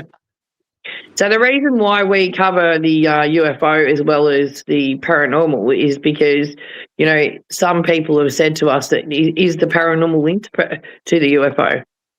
So, and we're still trying to see if we can find a link to that. So, it's kind of a bit of a research thing for us. So, yeah. I've just always had the attitude of, look how big this galaxy is. Yeah. Like, how narcissistic are we to think we're the only people out there? Exactly. Yep. However, with this society in 2026 and all the crap that's going on in the world right now, they probably haven't really they probably like fly by us and are like, no, we'll go back to where we're from. Yeah. Much safer there. I don't blame them sometimes. Oh, yeah, I wouldn't blame them either. So, no. So yeah, but it's very interesting. Like, we cover everything. If somebody says to me there's a Yeti down the road, I'll go and investigate it. So, yeah. So I think everything's linked in some way to each other for good reasons. So, and that's what we're trying to do. We're trying to prove different stuff. So, as I said before, with the weather, right? So, sunshine, whatever it may be, the weather, we keep going back to the same location over and over and over, and we do the exact same paranormal investigation so that we see what the difference is from the one before it. So, but, whether it's sunny or raining or hailing, we went down to the location. We probably shouldn't have even been outside our houses, but you can't hear much on the recordings, but you can see a lot of stuff going on. So, yeah, because it was that bad, so the weather, and it's right on the beach, if that makes sense. So, yeah, so. Within my own personal experience, I've never actually caught any evidence, which is unfortunate, but, I think we get a lot of evidence even when we're not looking for it. Yeah. But it just glides by us, so, yeah. Darth Vader, if you're on Discord, look for my paranormal channel, and I have a Discord channel, Southern Paranormal Adventures. Drop into there and send me a message, and I'll have a chat with you. And Spawn, I've just sent you a link for you to join. So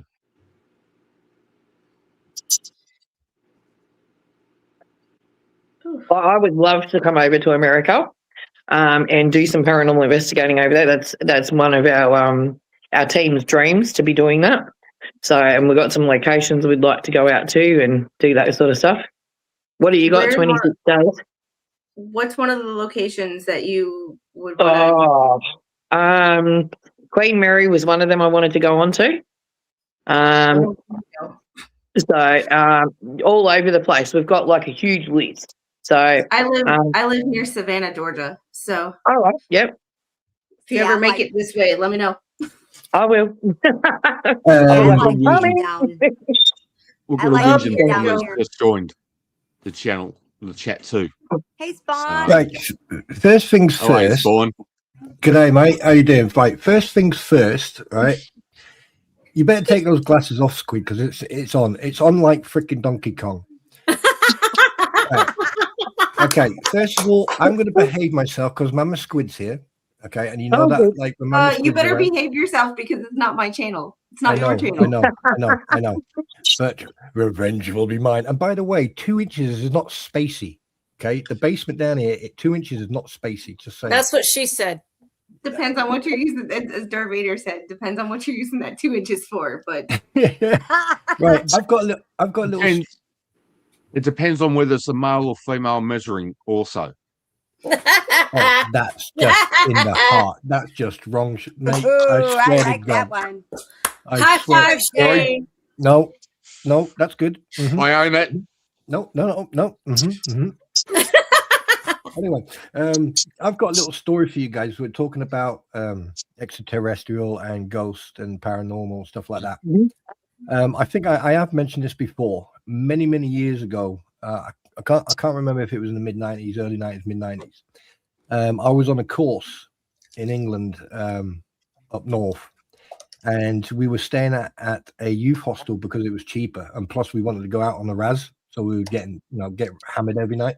And like in a certain place, there was a club, and the taxi was costing too much, so I stopped off just outside York.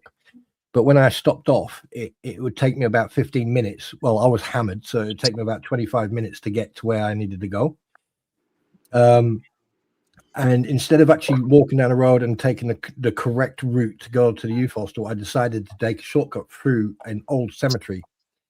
The church itself, the whole area is like from, I believe, from what I found out afterwards, from 10th, 11th century.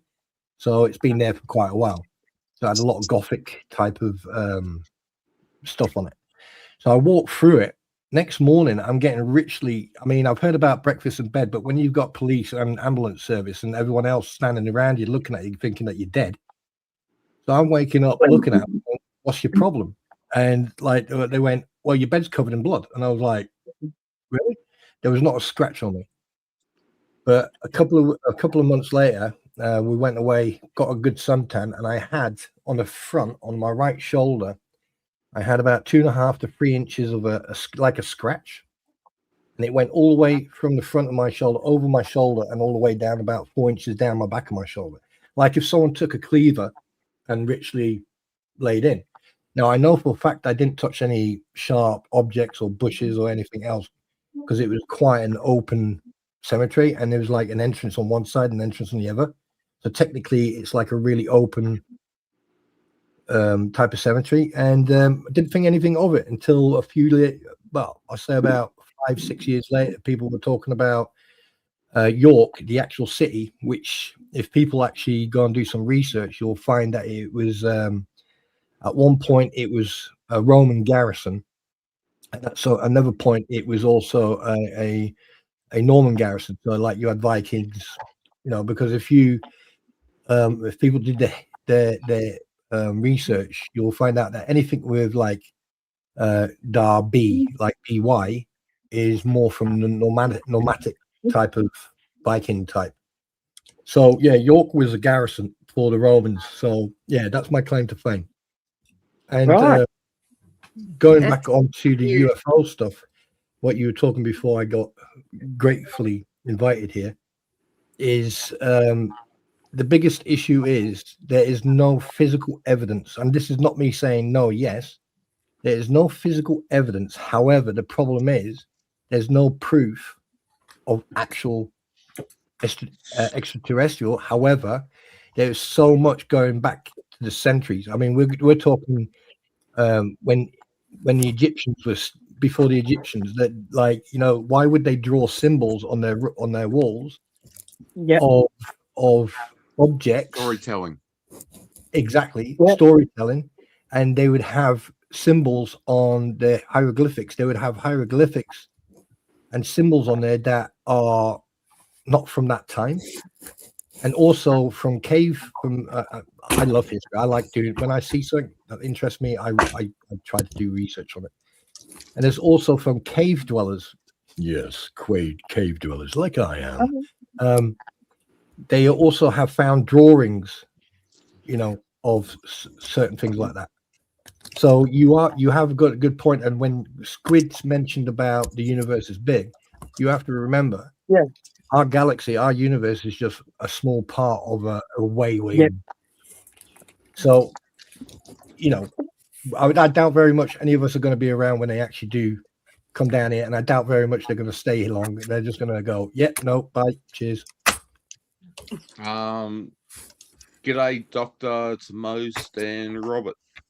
Welcome to the chat. Don't forget, people, hit that like button and subscribe. It helps the channel in the algorithm get out to more people. This is my channel's about sharing my experiences and other like-minded people, their experiences. I don't bullshit about things happening and all that. I'm honest, and I'm not interested in monetize or anything. I just want to share what I do with others and have others who've got the or similar interest to get their story. So I beg to differ. I think you're plenty of interesting. One thing I want to say though, I got to ask you, okay, like you hear, right? Okay, I'm going to throw it into the frying pan, because at the end of the day, Australians and Brits, especially us Celtics, yes, we say we have a great love-hate relationship. Yeah, we hate you. You love us. I get it. It's okay. We'll talk about that later. No, it's that fucking idiot king of yours that loves us, but we hate him, and he doesn't get the hint. I'm not going to interrupt, but we have 6 people here from 3 continents, all speaking English, but still not understanding a freaking word anybody says. Sorry, Sorry, can someone translate for me? I don't understand the words you said. So can I just say something, right? With the cave paintings, they actually found some in New South Wales, which they have actually cordoned off now. You can't go and look at them, unless you want to be that urban explorer that goes over things.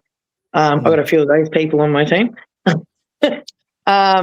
which actually have the painting of the shape of a UFO. So, and they're classing them as Aboriginal paintings. Right, from early Aboriginal times.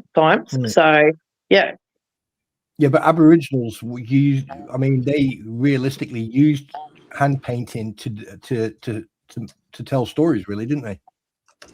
Yeah, they did. Yeah. How the hell did I know that? Anyway, I forgot what I was going to say. They knew a lot of stuff. So, yeah. No, we're talking about Australia and England. Yeah.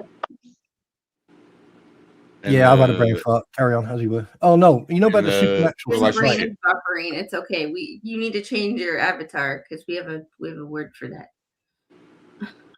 Would you stop freaking poking me with that shit stick? Thank you. Anyway, it's what I do. It's my big brother. Yeah. Anyway, sorry, I'm laughing at Song of Rain's comment in the chat. Wait, whose? Song of Rain.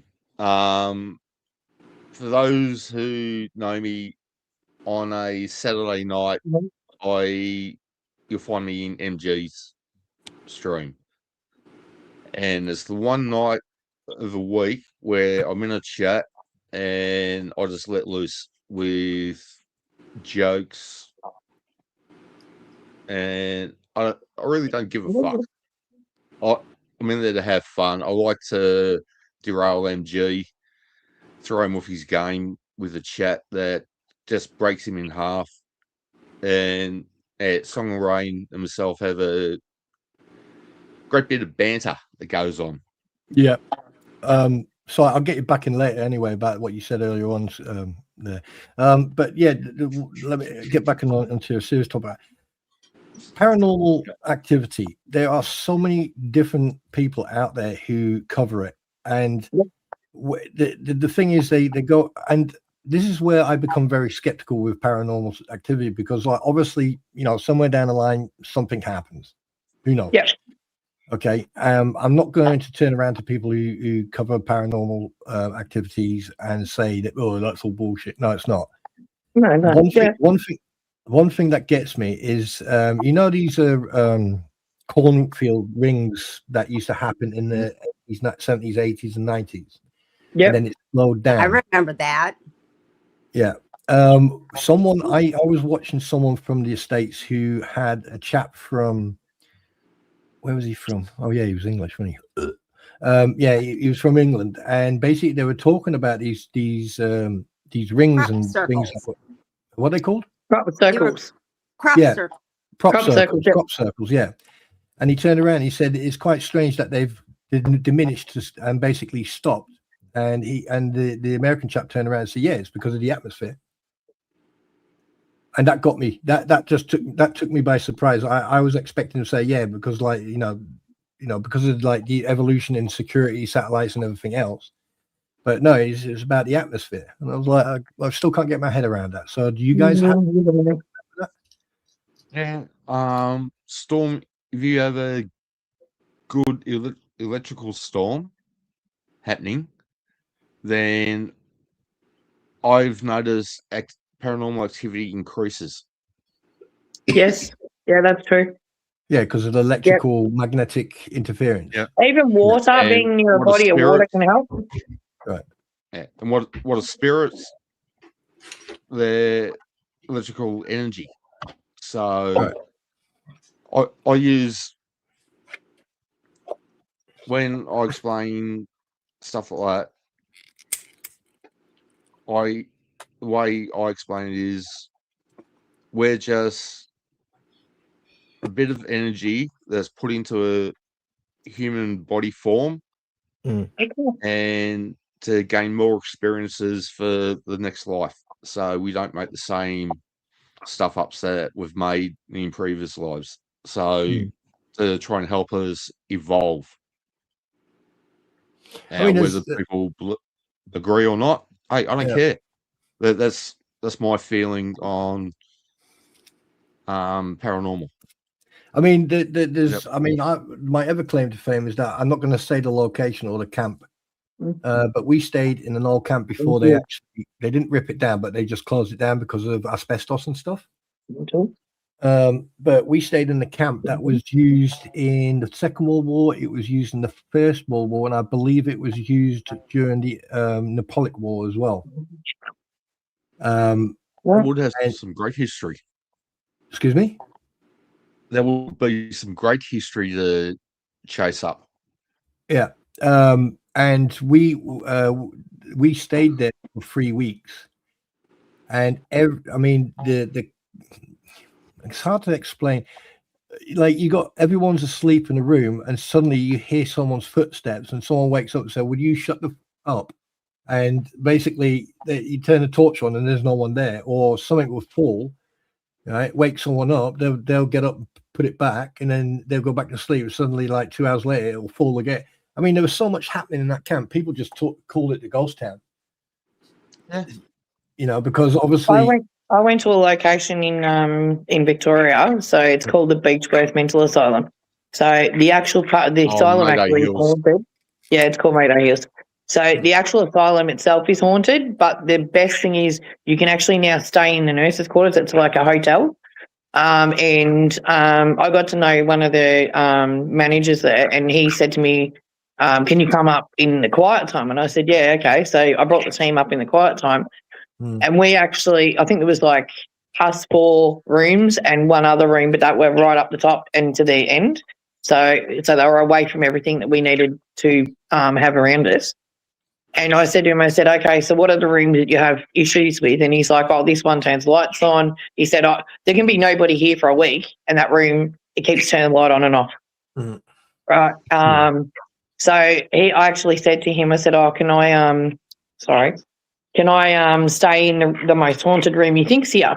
And he said, yeah, no problem. So he put me in there, and I tell you now, because I'm that way inclined, I will never, ever stay in that room again. I literally felt like I was being watched the entire time I slept, right? Just the overwhelming feeling of somebody it wasn't somebody, it was several people standing there, all right, and they were all nurses, right? And I literally felt like I was intruding on their rooms, and then they would take my stuff and move it. So, like, you would walk to the bathroom, come back, you left your phone on the bed. It's not on the bed anymore. It's on the shelf. There was stuff. I came back into the room after being out of the room. Right, everybody left the hotel. We all went to go and do something else. Come back into the room, and the bag that I left on the actual bed, all the clothes were chucked out of it. And we're just like, okay. So I actually ended up asking for a different room. I will not stay in that room again, period. People say that they hear knocking on doors and all that sort of stuff. The very first time we went to Paranormal investigate this, I set up stuff all over the hotel with the team, and we had team on different levels. When we went to bed, it was probably about 12 o'clock-ish, right? Not that the time's relevant for any reason, right? But we went to bed around 12 o'clock. So we'd been paranormal investigating for probably 4 or 5 hours at that point, so daylight and nighttime. And we went to bed, and I was literally fast asleep, and I had a family member that was on my team at the time, and another person come in, and they're banging on my door, and they're going, "Can you hear that?" And I'm like, "Can I hear what?" And then you could literally just hear doors in the hallways opening and slamming, bang, bang, bang. So we literally had started something. So it was actually incredible. The stupid thing was we didn't have cameras set up in the hallways. Well, if I was there, I could tell you right now, there's not a lot on this planet that scares me. The only thing that really does scare me died over 40 years ago. All you would have seen is a streak of a human outline, and you would have seen dust, and the freaking road runner and the coyote would have looked like amateurs compared to me running down the road. I mean, don't get me wrong. I think it's a fantastic topic, and it's a very interesting topic, because they do say that, especially in asylums and hospitals and stuff like that, especially around the 17th, 18th, 19th century, because obviously people passed away for really stupid reasons, and it's just like over in the States. Excuse me, I'm not sure. Don't quote me on this, but over in the States, like Guinnessburg, or where the Civil War was taking place. Apparently, like, if you go there, and sometimes you come across walking ghosts or walking spirits. I'm not sure. I just read in passing, but yeah, I'd have been gone like a missile.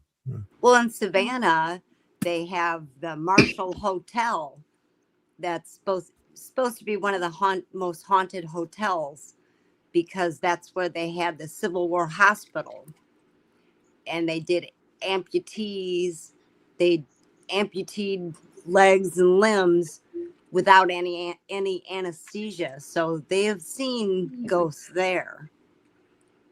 And that's where the saying "bite a bullet" comes from, because they didn't have an anesthetic back then, so they put a round in their mouth, and the soldier would bite down on that as the surgery was being done.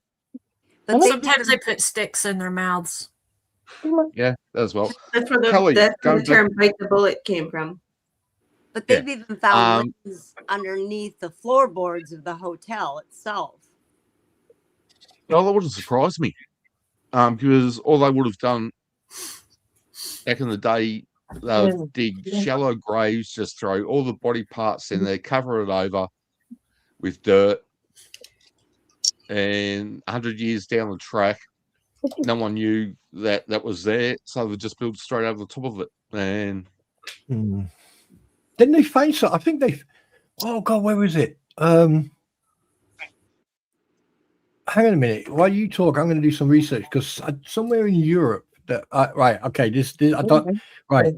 Don't quote me on this. I'm going to do a little bit of research while you guys talk. But somewhere in Europe, they talking about building over or covering up something over. Somewhere in Europe, they ripped down a building or a large sort of like like a farm building, stuff like that. And while they were getting everything out, they had to go down a certain distance for the foundation. I'm going to look for it in a minute. Hopefully, I'll find it. Sorry, I just got distracted because my EMF meter spiked. It's been sitting here ever since I turned it on. I have a little, the little thing like an iPad technology holder. It's been sitting there in the same spot, and it's usually at like 1, 2, or and it spiked up to like 1 point something. Oh, that's magnetic interference, probably. Electrical magnetic that's interference. not a high reading, believe it or not. Well, it's not, but when it's literally like at 0.001 and then it all of a sudden goes to 1.5 for like 3 seconds and then goes back to 0.000, Was that happening when Mama Squid was talking? No, I don't remember exactly what. I was just watching it, listening to the conversation, and it caught my eye because it changed colors. It changed from green to yellow. And I was like, okay, that's weird. And it's been green like the entire time because I never have any issues with anything in this office. Well, that's my can I just say this? EMF reader that I've got. As you can see, it's on 0, but I've actually built some little devices which I call battery banks, and we'll see if this works. I think I found it, but I think I've got the right. You ready for this? 2 points. Yep. And I shit you not, pardon my French. Medieval burial grounds, York, UK. Human remains, including a skull, were found during the renovation of a 400-year-old property believed to be part of an early Christian graveyard. Another discovery of 6 bodies was made at the Guildhall site in York, linked to a 14th century. Right, that's giving me the creeps right now. Okay. Right. Where is it? Right. Demolished industry site. Yeah, there's 2. There's one here in. There was one. No, 2. There's 3 in the UK. 1 in Pennsylvania. No, there's 4 in UK. No, 5 in UK. My God. 1 in Oklahoma, and 1 in New York. Well, no, but the one I'm talking about is this one here. And it was. I didn't know. Right. It was last year. Archaeologists working at the Palace of Westminster in England have uncovered evidence of human activity dating back nearly 6,000 years, over a millennium older than the earliest earthworks at Stonehenge. The discovery includes more than 60 struck flint flakes, including what else? And then we go into the bodies, and so one minute, I'm gonna. Oh no, it doesn't. Yeah, it does. Like, let me send you this. No, that's the wrong one. That's the wrong one. It was in Europe. It wasn't. It was in Europe. I let you out for a reason. And who asked the question? Song of Rain, yes. Either an EMF meter or a K2 meter. You can walk around a room or an area, and if there's paranormal activity, then it's going to show up. So they'll give you an idea where to set more equipment up to record. So I wanted to ask Kelly a question in relation to Mayday Hills, which is Beechworth. Yeah. Did you investigate the admin building at all? In particular, the doctor's office. Yeah, we did. We've got quite a lot of stuff out of different places. One of the particular things that I can say about Mato Hills is I call it the dungeon, so it's downstairs. Yeah, I know what The you're talking admin about. building we got a Yeah. little bit out of. I wouldn't say too much, right? But that's now been taken over by the council. Oh, that sucks. Right, so there's a lot of it being sold off now. So, but we have over the years we have been able to get into different places there. So my grandmother used to work there as a nurse, so I've got a bit of an attachment to the place for that reason. So she was absolutely gorgeous lady who did her utmost for the wars and all the rest of it in England and whatever. So, but then she came to Australia and she was literally I didn't even know she worked in mental asylums at that point in time until I was, in my early teens. So when I started going and investigating things, she started telling me, "Oh, you took photos of my work club," and I'm like, "When did you work there?" So, but yeah, so she worked a lot of the time with the disability people. So people that actually had a disability. So you got to remember the asylums here were everybody and anybody. So if they declared you mad, if they declared you you had a disability, Down syndrome, any of that kind of stuff, you were chucked in these mental asylums because you were either odd or not accepted within your family because you were different. So and they would just drop people off there. So you didn't just have to be assigned in. So Beechworth is very different to Arradale. So there's the three sisters, right? So there's the Kew Mental Asylum, Beechworth Mental Asylum, and Arradale. So up at Ararat. So all three of them are designed the exact same. So So when we went into Beechworth's been very different to Arradale. So we have done Arradale as well. So Beechworth's probably more on the leaner side, as in the nicer side. But in saying that, we went downstairs, and I've always said to my team, if I run, you run. Right, that's our little motto. Right, if I'm running, you're running, because it's not nice. So because I can see and hear, kind of gives us a bit of an advantage, if that makes sense.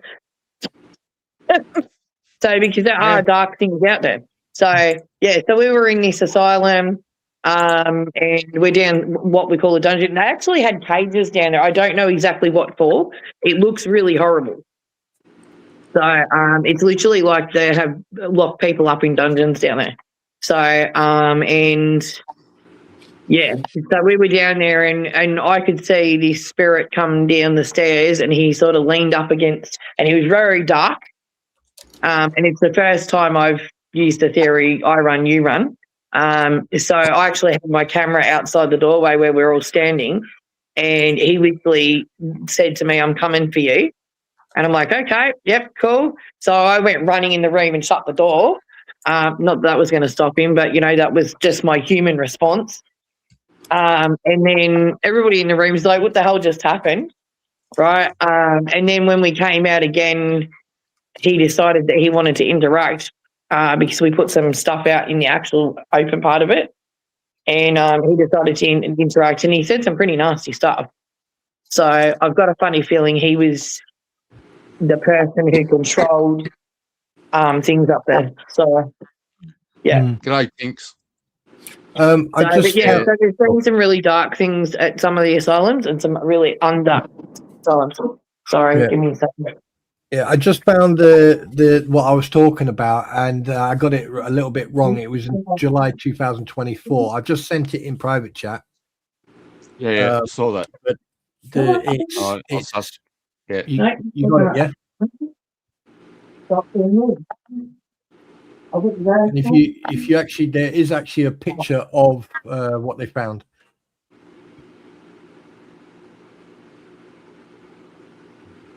And it's and it's not the only place as well. There's been quite a few found, but this one's apparently one of the biggest ones they found over there. Down in Tasmania, apparently, don't ask me how long ago, but there's a jail built. And over time, the jail got covered over somehow with dirt and all that. They were building a school, and when they were doing the digging for the school, they actually came across the old jail remnants. I'm pretty sure that was down in Tasmania. Are the paranormal investigations still happening at the Old Remnant Hospital? They're still going on. Chantel,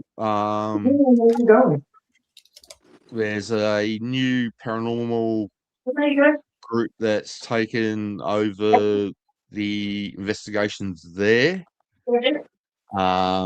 Due to the price of fuel and all that at the moment, and with me going to America in another 26 days, I haven't been able to get up there at all. So hopefully, I think, I can't remember whether it's July or August, there's a 12-hour. So hopefully I'll be up there then to do another investigation from there. My thing just went up to 19. Yeah, sorry about that, Squid. What'd you do? Are you stirring up trouble again, Spawn? No, ma'am. I'm not. I just. I put my just- Faraday blanket. Well, my Faraday. It's not a blanket. It's a blanket, but it's like a 2x2 square. We're gonna go. But it like spiked all the way up to red. That's the first time it's ever done that. Go on, Tom, fight. That was weird. Yes, I'm going to Dollywood.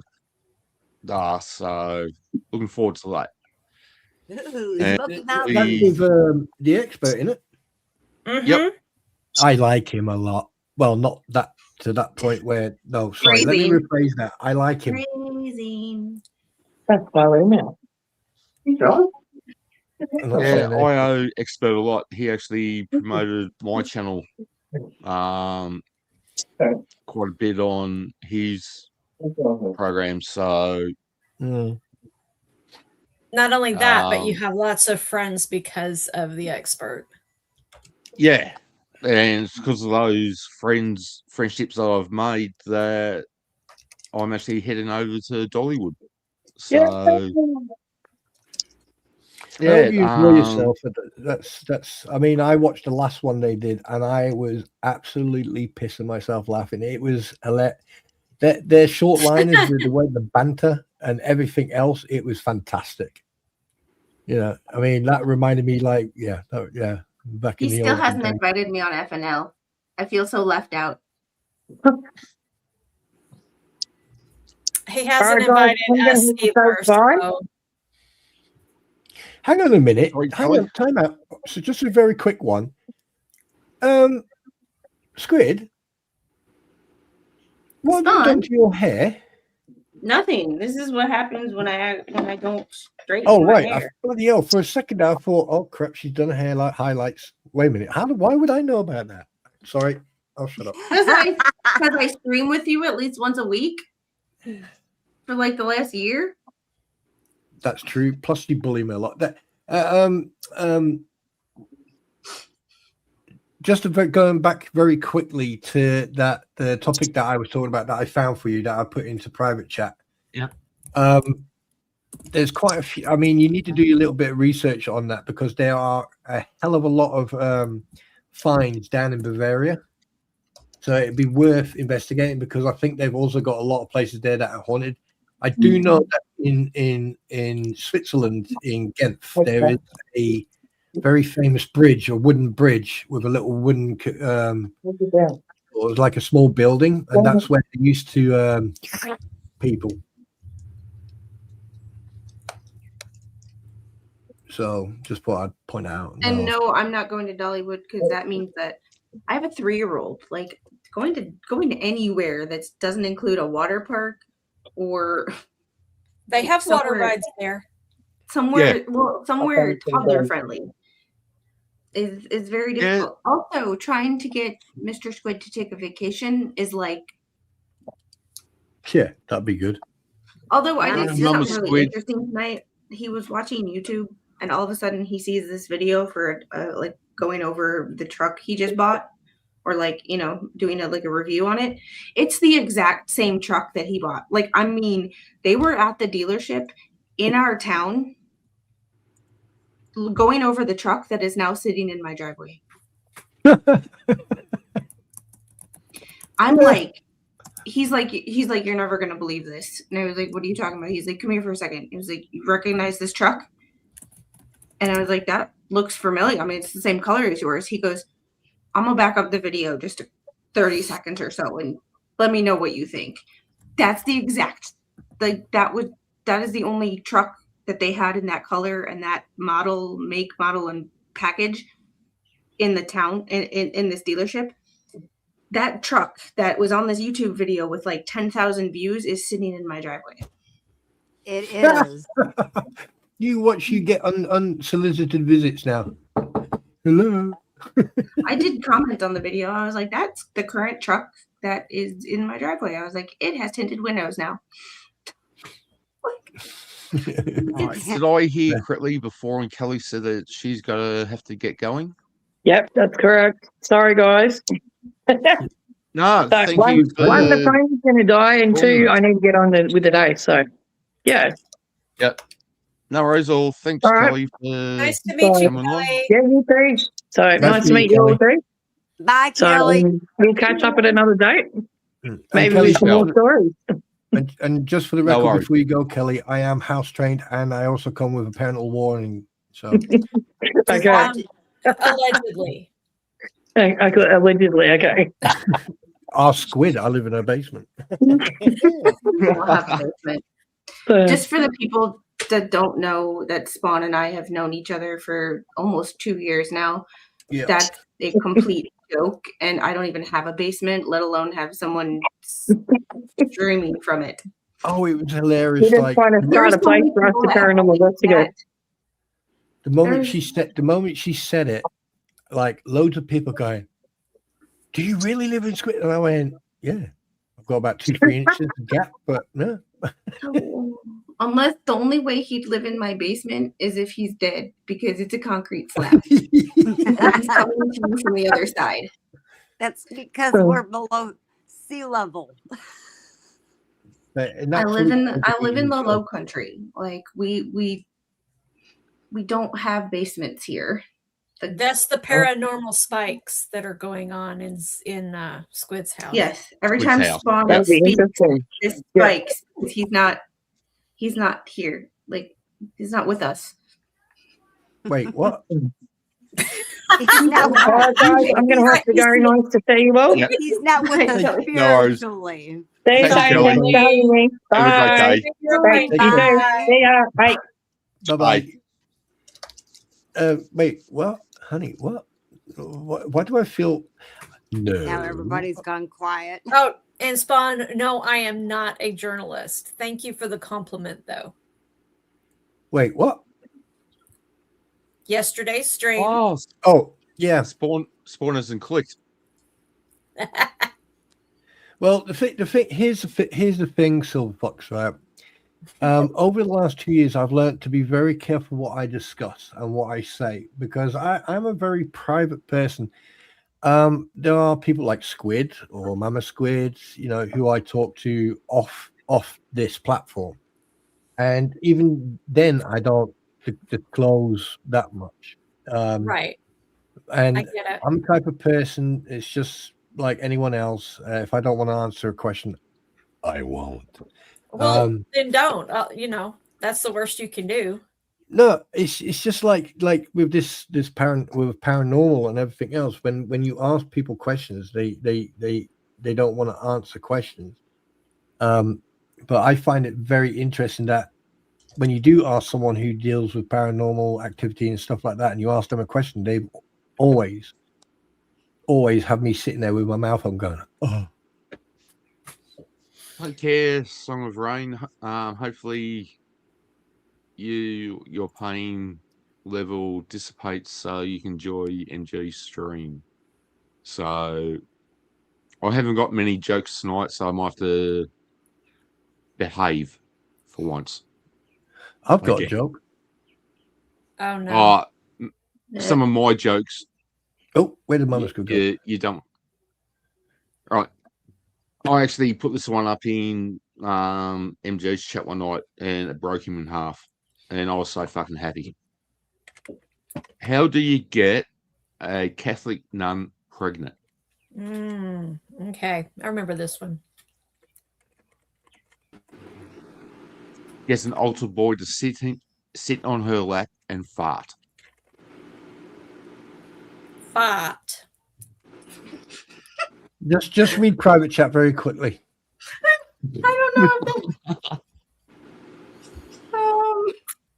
Okay.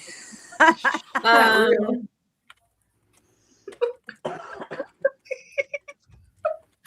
I don't know whether. Oh boy. Okay, get it together, dear. Mom, look at private chat. That was a good comeback, Shane. Thank you. Mom, are you able to figure out how to look at private chat? I think so. Yeah, look at private chat. On the right hand side of the screen, you'll see all the comments. Besides that, there's a list of different things. She yeeted herself. She pulled a Megan. She yeeted herself. Oh well. And that's how I know We'll used teach you. to it is from Megan. That was a long time. I saw Megan today. I've got a lot. I mean, it's just like today I had the opportunity to use one of my catchphrase sarcastic rebuttals responses. There was someone who was talking a lot of crap, and I had two choices. One, I could use the other one, or I could do the physical one. So I did the physical one. I basically went back into my house because obviously from where people need to walk quite a distance to get to the camp. I call it the bunker. That's what I call it. And welcome back. No. Yeah, this guy was talking absolute garbage. So I went back in the house, got a tissue, came out, and I gave it to him. And he went, "Oh, what's that for?" I said, "So when you go away and take your face for a shit, you got something to wipe your mouth." And he just stood there for a couple of seconds and looked at me and he went, "Oh, so you want me to leave?" I went, "Yes." Yeah, you won't be coming back. Watching my mom try to figure out technology as a legit boomer is the funniest thing ever. It is, but I'm not saying it. I didn't say it. You didn't see me do it. You can't prove nothing. Mama Squid, welcome back. No, she's like my grandmother. She's scared of it. Yeah, Mama Squid, don't Good night, press Bobby. say bang. Thanks for I'm joining. trying, guys. I know it's appreciated. Stream, so don't forget to hit that like button and subscribe, and make sure you turn notifications to all so you don't miss Not that any the of my bullshit notification button will work. that I come out but with. Yeah, hit that notification button. Hit that like button. Do it. the like 23 button likes on this Yeah, stream. That's well, awesome. the last time I checked, I had 244 subscribers. You have and more I than that picked now. up, I think it was 6 after the last stream. 249 subscribers. I see 252. Thank you, everyone. I just refreshed and I see 252 with 23 likes. Hang on a minute. Thank you very much, everyone. So, Can I take some claim to fame? No. Well, I'm going to anyway. Hens, I am the number 249. well, thank you for that Oh. score. No, you're Much welcome. Mate. appreciated. You're welcome. So, I mean, obviously you're in Australia and you're going to get the same I do to Rattus. 252. Just make sure you get back in your cell before the. oh, don't talk to me about that song. So, I know. But what I was going to I say. put a No. on my back. No. One thing I do want to say is this. I like the what do you call it? Unexplained. Have you ever seen that program called? Oh God, what's it? Tales of the Unexpected. Is it Tales of the Unexpected? Tales of the Dark Side. No. In the There's old a days, lot in the of shows 70s and about the 80s, unexplained. it was the Tales of the Unexpected. No, I've never heard of that program. No, never heard of it. Oh, wait a minute. Let me. I've heard of Tales You're from welcome, the Darth Crypt. Vader. I've heard of Tales from the Dark Side. Or Tales from the Crypt. That was a great show. I used to love watching that. That was back from 10 of the night like- used to come on television, and The I'd Crypt sit up and watch Keeper. that. Oh, I remember Yeah. the Crypt Keeper. The stupid laugh. Oh, wait a minute. Ah, yes. that stupid hair, like the What weird, hair? Like no, but like it had weird It like looked like a from- spike. yeah, like not Good actual night, Haley. like a full head of hair, but like Like the little ringlet where he was trying to grow it out to where he could do the Yeah. comb over. Yeah. yeah, Well, it was that like bozo. the old man death hair. Yeah. Do you Tales realize from we've the been Crypt. at Isn't this that for fitting 2.5 for a hours? Oh, sorry. Say again. You realize we've been at this for 2.5 hours? Yep. I didn't even realize that until I looked and it's like 9:30, and I'm like, holy crap! Do you know right? I'm going to say I've kept my mouth shut ever since I started live streaming, and it's all everyone else's fault, by the way. When I started streaming, I started, I play games once in a while and that, and people were going, "Oh, you stream so long," and I went, "Yeah, because I'm having fun. If I didn't stick to a certain length, I'd be streaming until freaking the next morning if I had to, just by Well, playing you a don't game." ever sleep. Excuse me? You don't ever sleep. Well, no, because I've got Duracell batteries stuck in certain places, and like I will sleep when I kick the bucket, so I'll have enough rest then. Yeah. I think my longest stream prior to this was just under 2 hours. Really? And I know the last stream with Squid was 1 hour 40, I think. So yeah, it's been fun tonight. Just some of the topics that I cover, I like to keep it about an hour, hour and a half, just because it's hard to like. Some of the topics I cover get kind of difficult, whereas this is a fun one.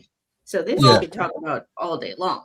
Well, some of the topics you cover have chat that like tries to challenge you, and they're stupid challenges, if you ask me. True. And I mean, it's like when Squid and I do. I don't know if you, Shane. I don't know if like when Squid and I do the NTSB stuff, and the problem is when we do. You stream too early for me. Oh, I'm snoozing at that time. Well, you need to get up early. I get up anyway. Like when we stream. Hey, I'm retired. I don't need to do shit. So I'm an old bastard. So I have a little ways. You're old. Yeah, I would agree with that. Being a bastard. No, I don't know that. Shane, you will need to do that at unfortunately, I know some my point. father. Or I am going to finish that. I am going to finish what I'm saying. I'm going to finish my fucking sentence. Excuse me. One thing I'm going to say is this: when Squid, this is where I'm learning as a new creator from you, from Squid, and from other people. One thing I'm learning is that when you talk about a topic that has serious content and a serious what do you call it? There's a word for it. Serious. Come on, brain. Undertones. Undertone in it. Yeah. The thing is, like Squid and I, because we're both vets and we're both thinkers, right? We go into these, we all these fucking rabbit holes open up, and we're then like looking I'm a vet. I'm a vet. I know. So yeah, I know. I'm just saying, like, what I'm talking about. I'm a rabbit hole diver, and sometimes I forget to bring my climbing gear. Oh, look at you! There you go. Specific. Oh, I like that puppy. I like that puppy. Why don't we have our puppies on ours? Oh yeah, because they're assholes. Anyway, Here's the thing: we do go in depth, and that's why it stretches out. And no, I'm not going to show any of my MLD 90s or my veteran card. I've already shown that, haven't I, Squid? I know. Mine's Look at you, Smiley. Well, my card relates to any injury with my back. So I get free treatment with that. And my mental health is also covered by Veterans Affairs. So that helps. Yeah. Well, that's taking me from my last attempt at suicide, which I've had 8 attempts at and failed every one of them. So and I'm so happy you did. Hey, say, can I say this publicly? Can I say this publicly? Yeah. Right. I'm going to say this publicly, and I fucking mean this. And Squid probably knows how I'm going just by the tone of my voice. I'm telling you right now, if you ever feel or you get that voice in your head about unaliving yourself, I want you to fucking contact me any way you can. And if I have to stay up 1 day, 2 days, 3 days, whatever, and I will sit there, I will listen to you, I will help you, I will talk you through it. I want you to get hold of me. I've no argument. I expect you to get hold of me. The last 6 years, I've had a great mental health team around me. I had support from a lot of people. So I've learnt that I can only control what I do say, how I act, how I behave and all that. I don't give a fuck what anyone else does. That's their issues. And Foxy can tell you, I speak openly with anyone about mental health issues. If someone's having trouble, then I'll sit there for as long as need be to have a chat with them about what they're going through, and just saying, hey, listen, I lost 4 people in 9 months. Out of those 4 people, I lost 3 people in a week, which included my son committing suicide.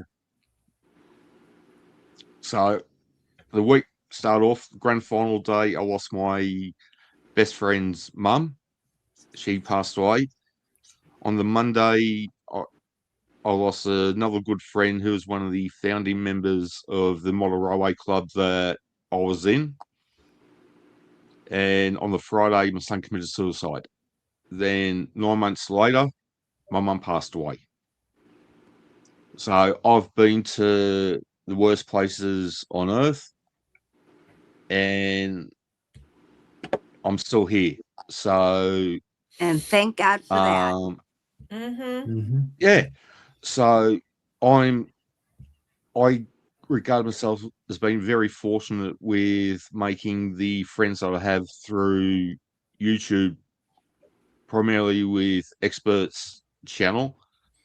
And those friendships, we've formed a tight group in Discord, and there's a few ladies who are actually in the chat, and one lady on panel who get a pick-me-up message every morning. Yes. So just to let people know that there is someone else out there that's thinking about them, and things aren't as bad as what you think. And you know that we're all here for you. Yeah. We're friends. So I speak quite openly about mental health issues because I suffer from PTSD, depression, and anxiety. PTSD started when I was 2.5, sitting underneath Gran's dining table at Christmas time. The sperm donor walking in after work, grabbed my mum by the hair, pulled her head back, and had a carving knife to her throat at 2.5 years of age. And I can describe the room as clearly as what I'm talking with you guys now. So that started all my shit. I didn't realize that until 6 years ago. And ever since then, I've turned my life around 180 degrees. I don't like peopling, but I still get out. I have medications that I take and that, but I'm here to say to anyone, if you're going through a bad time, that it's just a short phase in your life, and the grass is greener, but you have to believe in yourself, and you have to believe that you are going to beat it. If it takes 6 months, so be it. If it takes 6 minutes, so be it. But there's always someone there that wants to talk and is prepared to listen to someone else who's going through a hard time, and just encourage them to keep going on, because it's all worth it in the end. And I'm living proof of that. And that's the reason I'm going to Dollywood's, because other people that I've helped and that wanted to say thank you to me for everything I've done for them. So that's why I'm going to Dollywood. And I actually wrote a song called Ticket to Knoxville, and that's a thank you to T-Rex, Kaiser Pineapple, Angie, always Angie, and T42. So, And you and I have stayed up late nights with you helping We me have. through stuff. we have. And it took me 2 years to get to where I am now. So, Yeah. The thing is, And sometimes I did a song about Silver Fox, from being what I classify as a timid little creature, scared of the world and that. She found a group of people, which is our core group, that have come together from experts, and yeah, the rest is history. So yeah, I wake up each morning with a smile on my face, good feeling, because I know that my messages that I send out to other people help them, and that lifts me up. So don't be sorry for me. Don't be sad for me. I'm appreciative of what I've gone through in life. Would I change anything? Not a fucking chance, because then I wouldn't be the person I am. I So- hear you on that one. we Mhm. both I like our would- dogs better than we do people. Yes. I know I want a dog.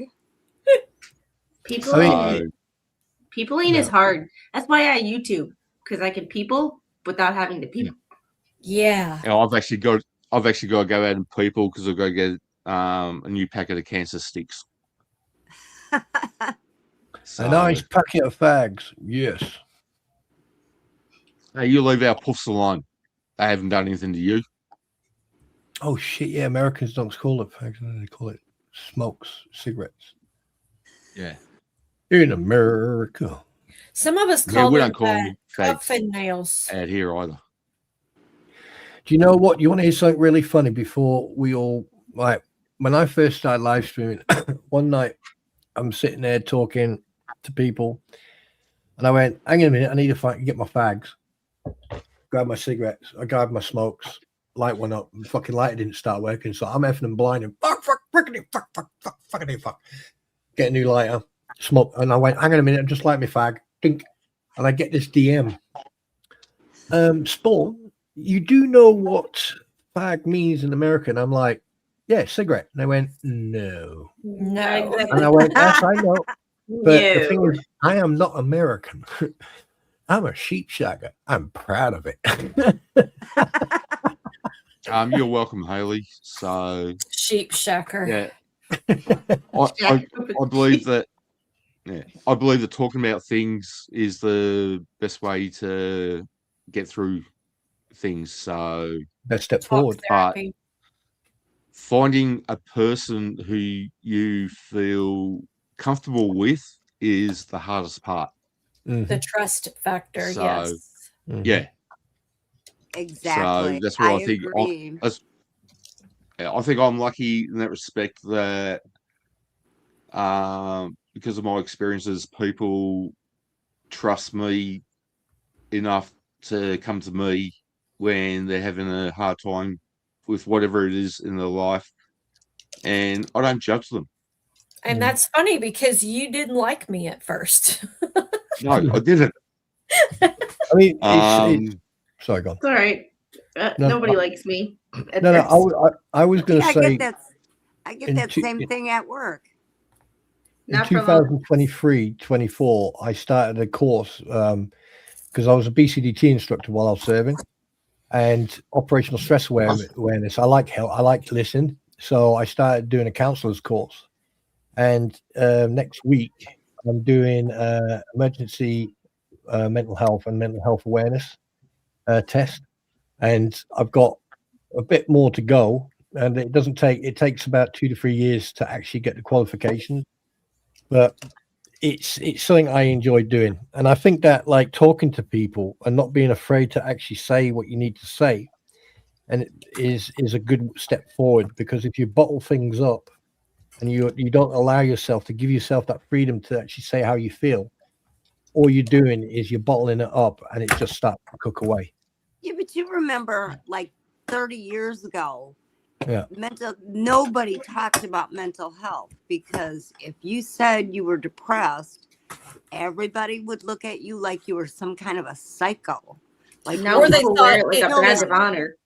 Or they thought it was just, sadness, and you just need to find something to cheer you up. And it's you have a great life. You have nothing to be depressed about. You don't think I freaking know that. You don't think I know it's irrational. I can't freaking help it. Oh, I know. The thing is, though, you have to remember the mentality 20, 30 years ago compared to today's mentality. It's like day and night. Unfortunately, the pandemic didn't help at all. It actually made everything 10 times worse.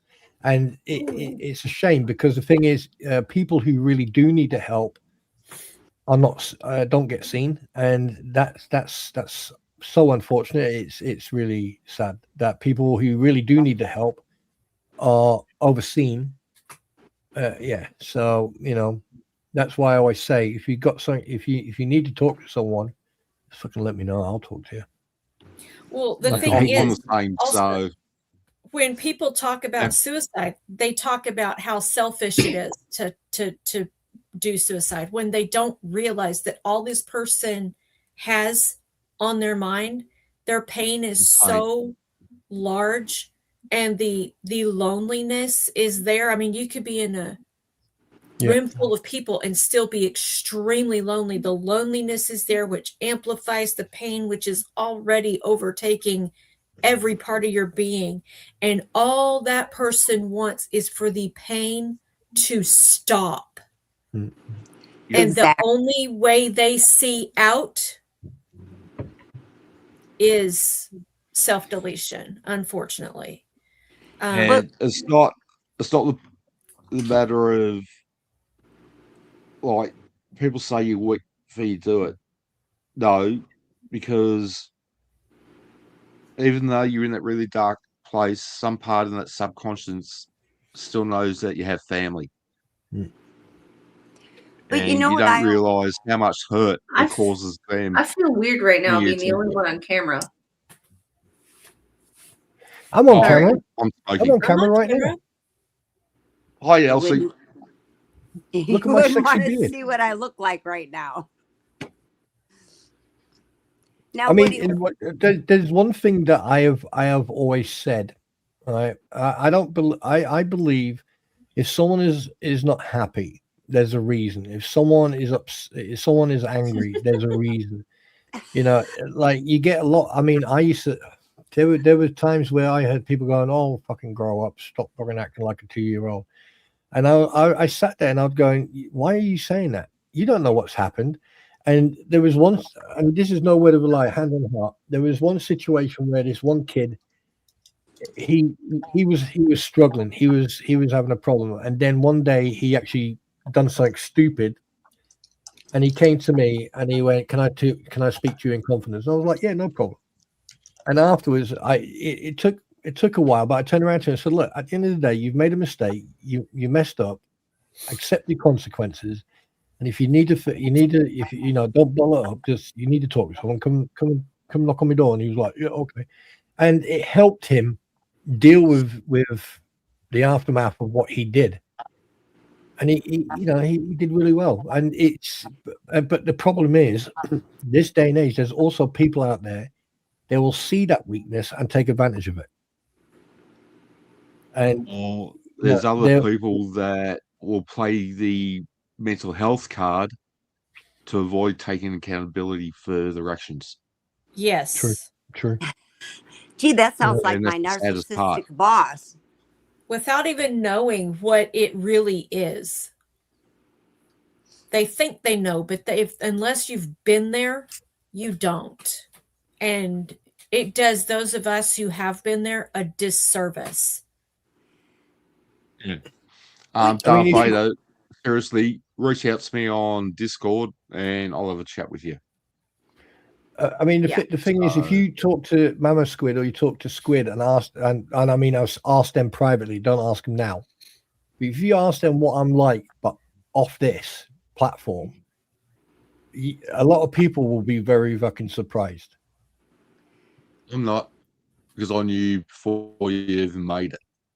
Yes, I know. I knew you when you first started doing AI songs. Yes, I know. Spawn, you and I have had chats as well. Yes, I know. Oh, yes, we have. Yeah.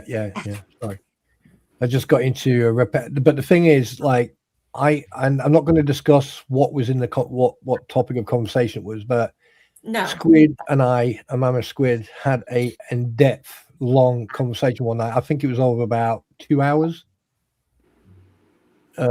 Or I think it was like an hour or so, a little bit longer. But it was in the afternoon, wasn't it? In the morning or evening? It was in the morning around here. Yeah, and I remember that. You're muted. You're dear. muted, you nugget. There you go. Now start talking. So much that I can't remember what time of day certain conversations were. It was but it was a very good conversation with Mama Squid. It was very, and the trust that you two gave me, especially Mama Squid, and basically I just sat there and said it as it is, and that was on a Sunday morning for us. That's right. Yeah, there you go. Yeah, because that's the time I'm usually over at your house on Sunday mornings. No, you're not. You're at Squid's house, not mine. I mean, she was talking to me. Hey. Yeah, I know. But yeah, Smarty pants. Yeah, but like this is the thing. Some people put on personas. Like a lot of people think that I'm a foul-mouthed 6 foot plus freaking 6'2" now. 6'2", yeah, about 6'2", yeah. Depends on right.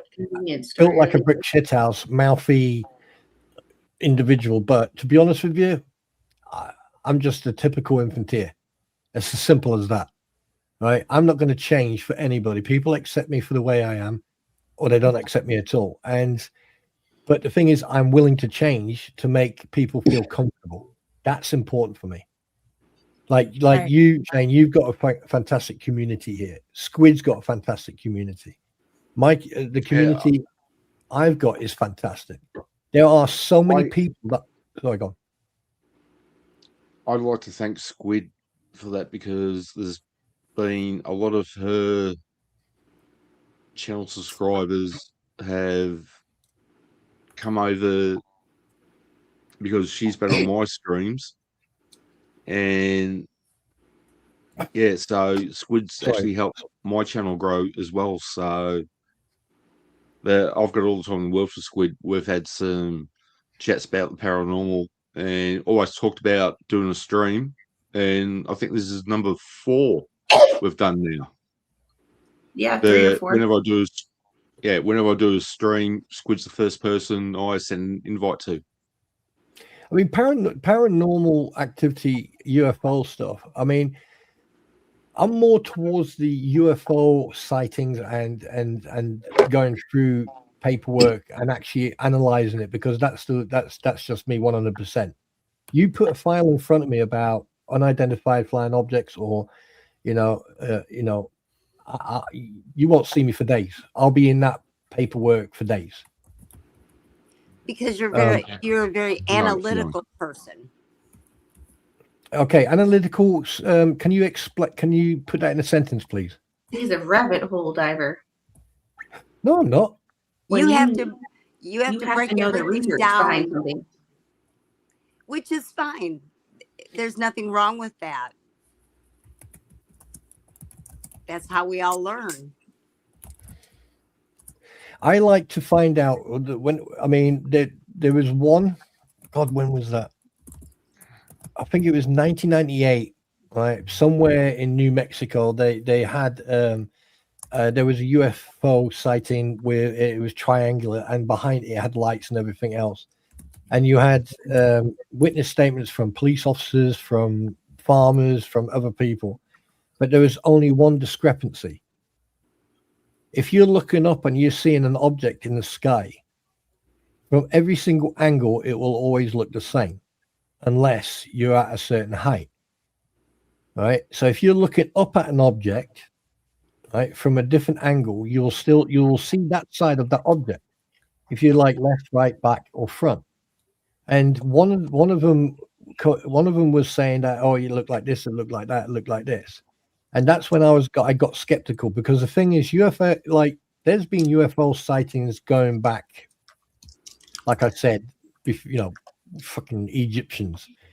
But like America, Europe, especially in America and Europe and South America, North America, South America, and Europe have had the highest sightings since they've started registering each sighting, and America is one of the highest.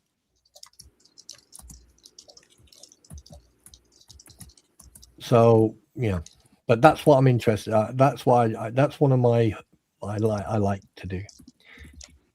Because I tell you one thing, if they ever land on this planet, I'm going to get me the fuck off this planet. Sorry. That's probably what they're thinking about us when they land over. No, do you know what? I swear to God, Mama Squid, if a ship went past this planet, they would take one look and go, fuck that, let's go right down to traffic lights and go past Pluto and let's get the hell out of here. Pretty sure they already do that. I don't blame them sometimes. See, now I'm a spiritual person. I believe that in the paranormal. I believe in ghosts. I believe that your soul, some souls get stuck because they don't understand what's happened to them. Because they haven't had closure. Exactly. Well, even if you want to go into the science part of it, there's a theory that energy is neither created nor destroyed. It just changes form. So what happens to your energy? It doesn't just go away. It goes to another person. Where does it go? To another person. The only question that I've got for you, Shane, and for anyone when it comes to paranormal, why is it that every single person who's come across paranormal activity always says it gets really cold? It does. Because the spirit. Yeah, but where does that coldness come from? I mean, there must be a, like, I'm not trying to be a bullbuster here, but every time I've heard something about paranormal activity, right? Every single time they say it's got cold. Now, is it because the atmospherics changed because of the spirit being in there? That would be my guess. I don't have a answer to that. Well, Um, I have a theory. but Go for yeah, it. I've followed a spirit around a hospital one night just by having my hand down in front of me, and I could actually feel her in front of me. And we walked into a room. There's a wall there, and she's kept walking, and I had to stop.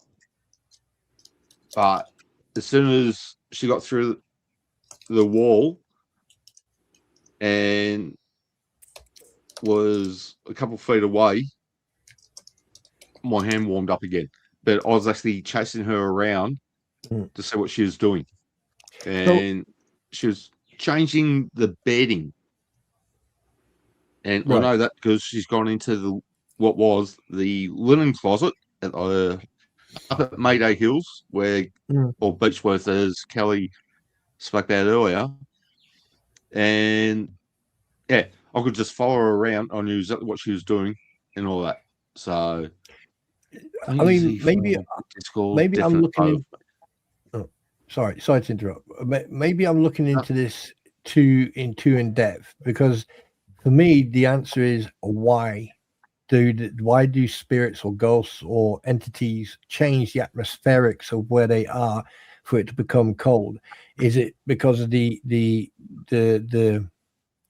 that's, you see, I can't even find the words to actually explain in my head right now. I can hear myself say it, but So I just I can't. have kind of a theory. I'll try to explain it this way.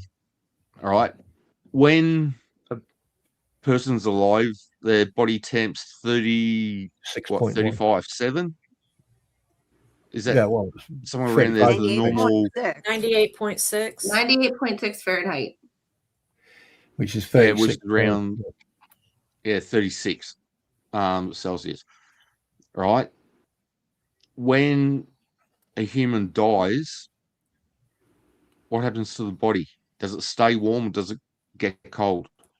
Oh, the temperature, it takes a while, but the temperature then decedes, and then the body goes down below 24 degrees, which then is cold. Becomes cold. So what you're doing, the way I think about it is that energy is still moving around. A lot of times spirits don't know that they're actually dead,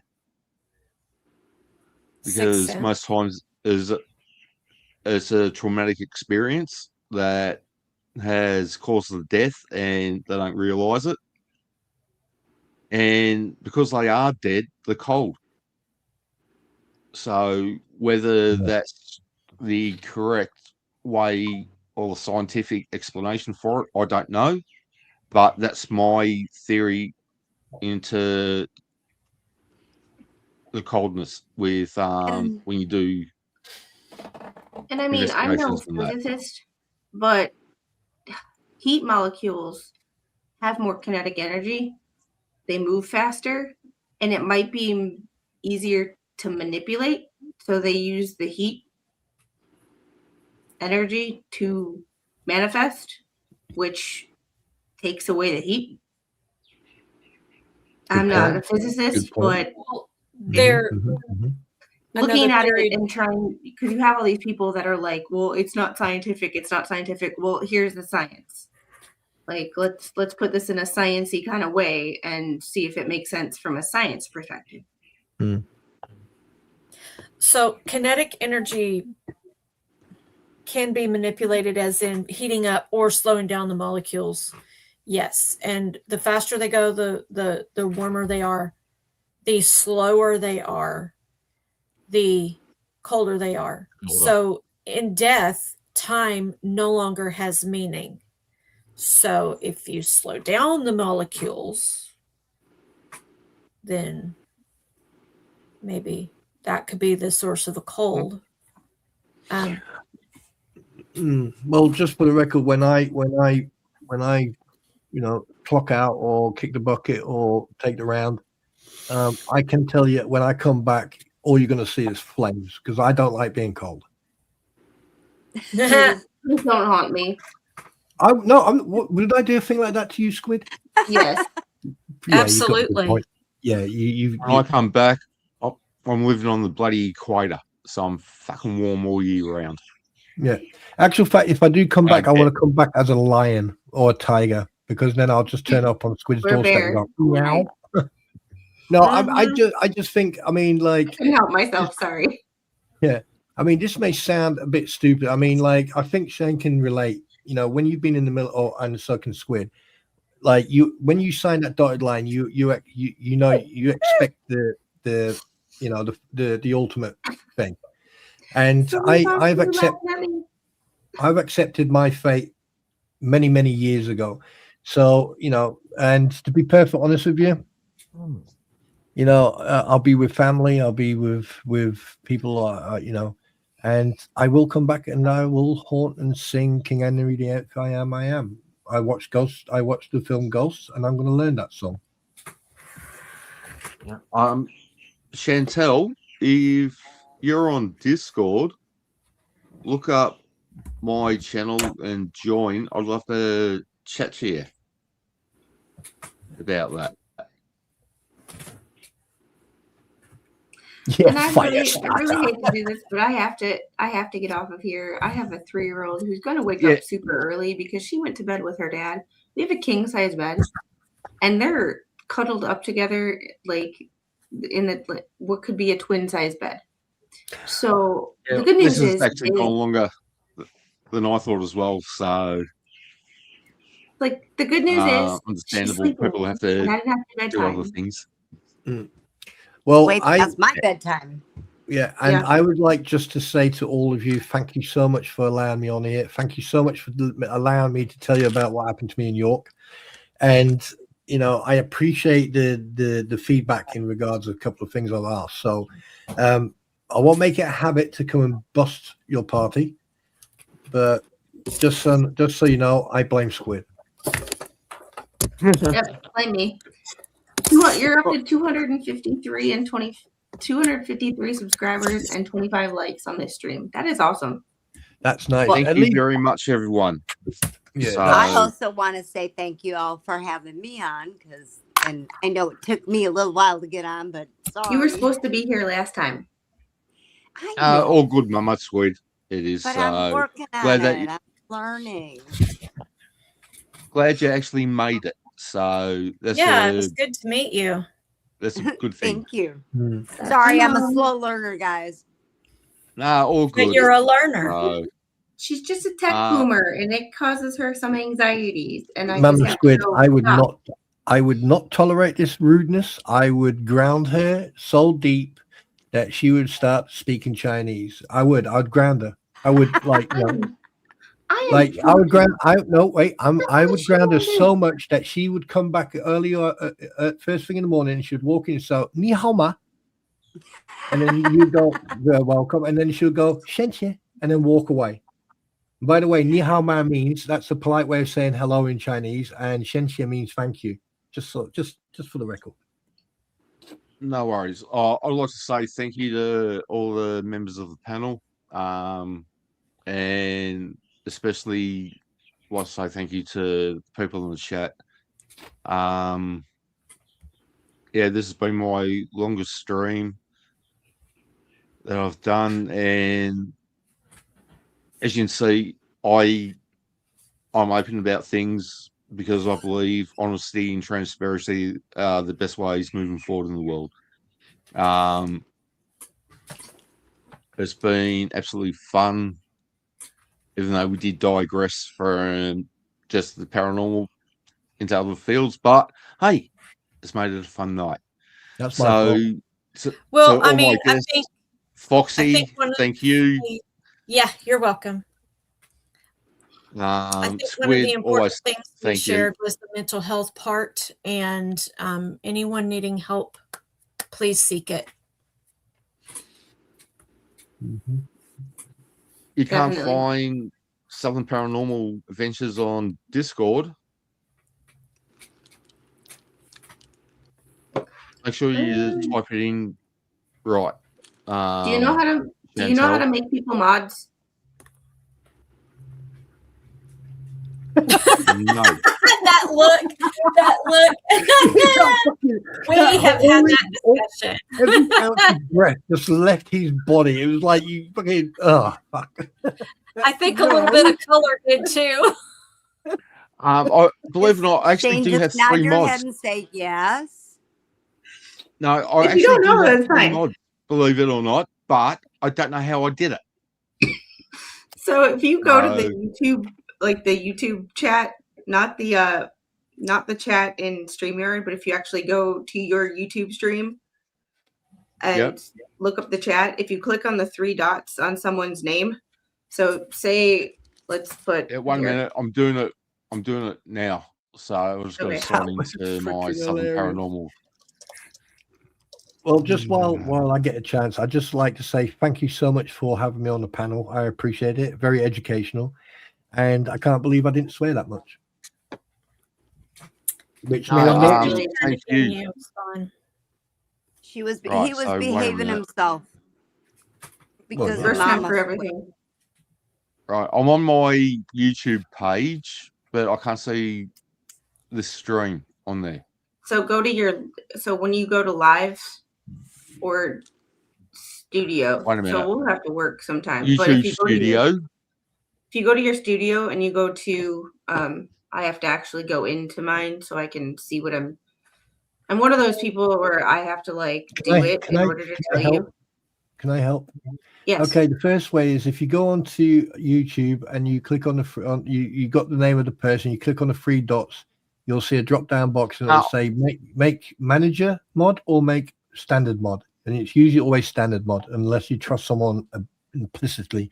Or what you do, you go to their YouTube panel, you go down to your settings, click on community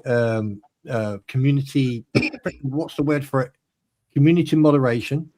Okay, then Wait you a go minute, wait a minute. Wait, I'm trying to do right. Wait a minute. Community.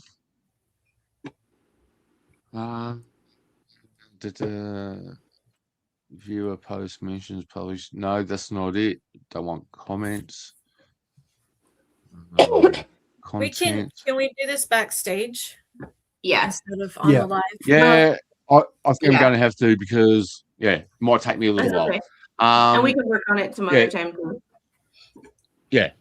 I'll play around with it. I will after I'll go down and buy some smokes. So otherwise I'm gonna be grumpy old bastard for the rest of the day. And I'm already upset because I haven't got many jokes for MG tonight. So thank you everyone for joining. Mama Squid and Spawn, thank you for coming on for the first time. Foxy, thank you as well. Yeah, thanks for having me. This was fun. My was. next stream may be from White Oak Cemetery if I get there. Otherwise, it won't be till I'm back in Australia. So Australians won't get more of an It might- American accent, and the Americans will keep theirs too. yeah, Vader. so it'll probably be late June, early July. Having a guess at this stage. So thanks everyone for coming along. Thank you so much to everyone who subbed and hit the like buttons. It's been a great night, and I shall see you around in MG's a little bit later if you go there. Otherwise, see you on the next stream. Thank you. Bye. Bye. Adios. Arrivederci. Bye-bye. Auf Wiedersehen. Auf Wiedersehen. Au revoir. Sayonara. Au revoir.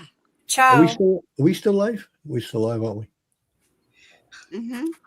Yes. I look like you've looked. We are. No. Hit it with a hammer. Dunk. I was telling me I've got to log into StreamYard again. Should do. Oh. I'm hitting end stream and it's just not working. Because I'm telling me I've logged out of StreamYards. Are you sure you haven't got a second How I've browser done- open? No, I haven't got a second browser open. Okay. They got one open. StreamYard being StreamYard. Technology is great until it isn't. That is true. Yeah. As the Ukrainians Right. say, technologia, technologia. I don't know what that Save, means. remove, does anything. Delete it. No, don't want to do that. I just want to get out of. We still have Here. 10 people watching us. Yes, 10 people watching me try and get out of the stream. That's okay. I was Like the the- one who had a hard time getting into it. Welcome Yeah. to stream But I can't fucking get out of it. It's like the cryptic. Oh, Uh-oh. Hey! Woohoo! Yes, party time. We can run amok. Amok. Bye, Right, all. It's way past my bedtime. Let's sell his underwear. Yay. I'm usually in bed by 7:30, 8 o'clock. Good night, Mama Squid. Night, Good Mom. night. Good night, Mama Squid. Who's going to stay here and actually look after the freaking? I will. I'll guard the entrance. I'll guard the back door. That's okay. I don't know what to do. Right, looks like we're doing an all-nighter, Kung ladies. Fu fighting. He's sitting there going, "What the fuck did I just do?" Oh God! Guarding Killing the me back door. softly with Yep. Kung Fu. So 2 Americans and a Welshman walk into a stream. And the Aussie walks out. This could be the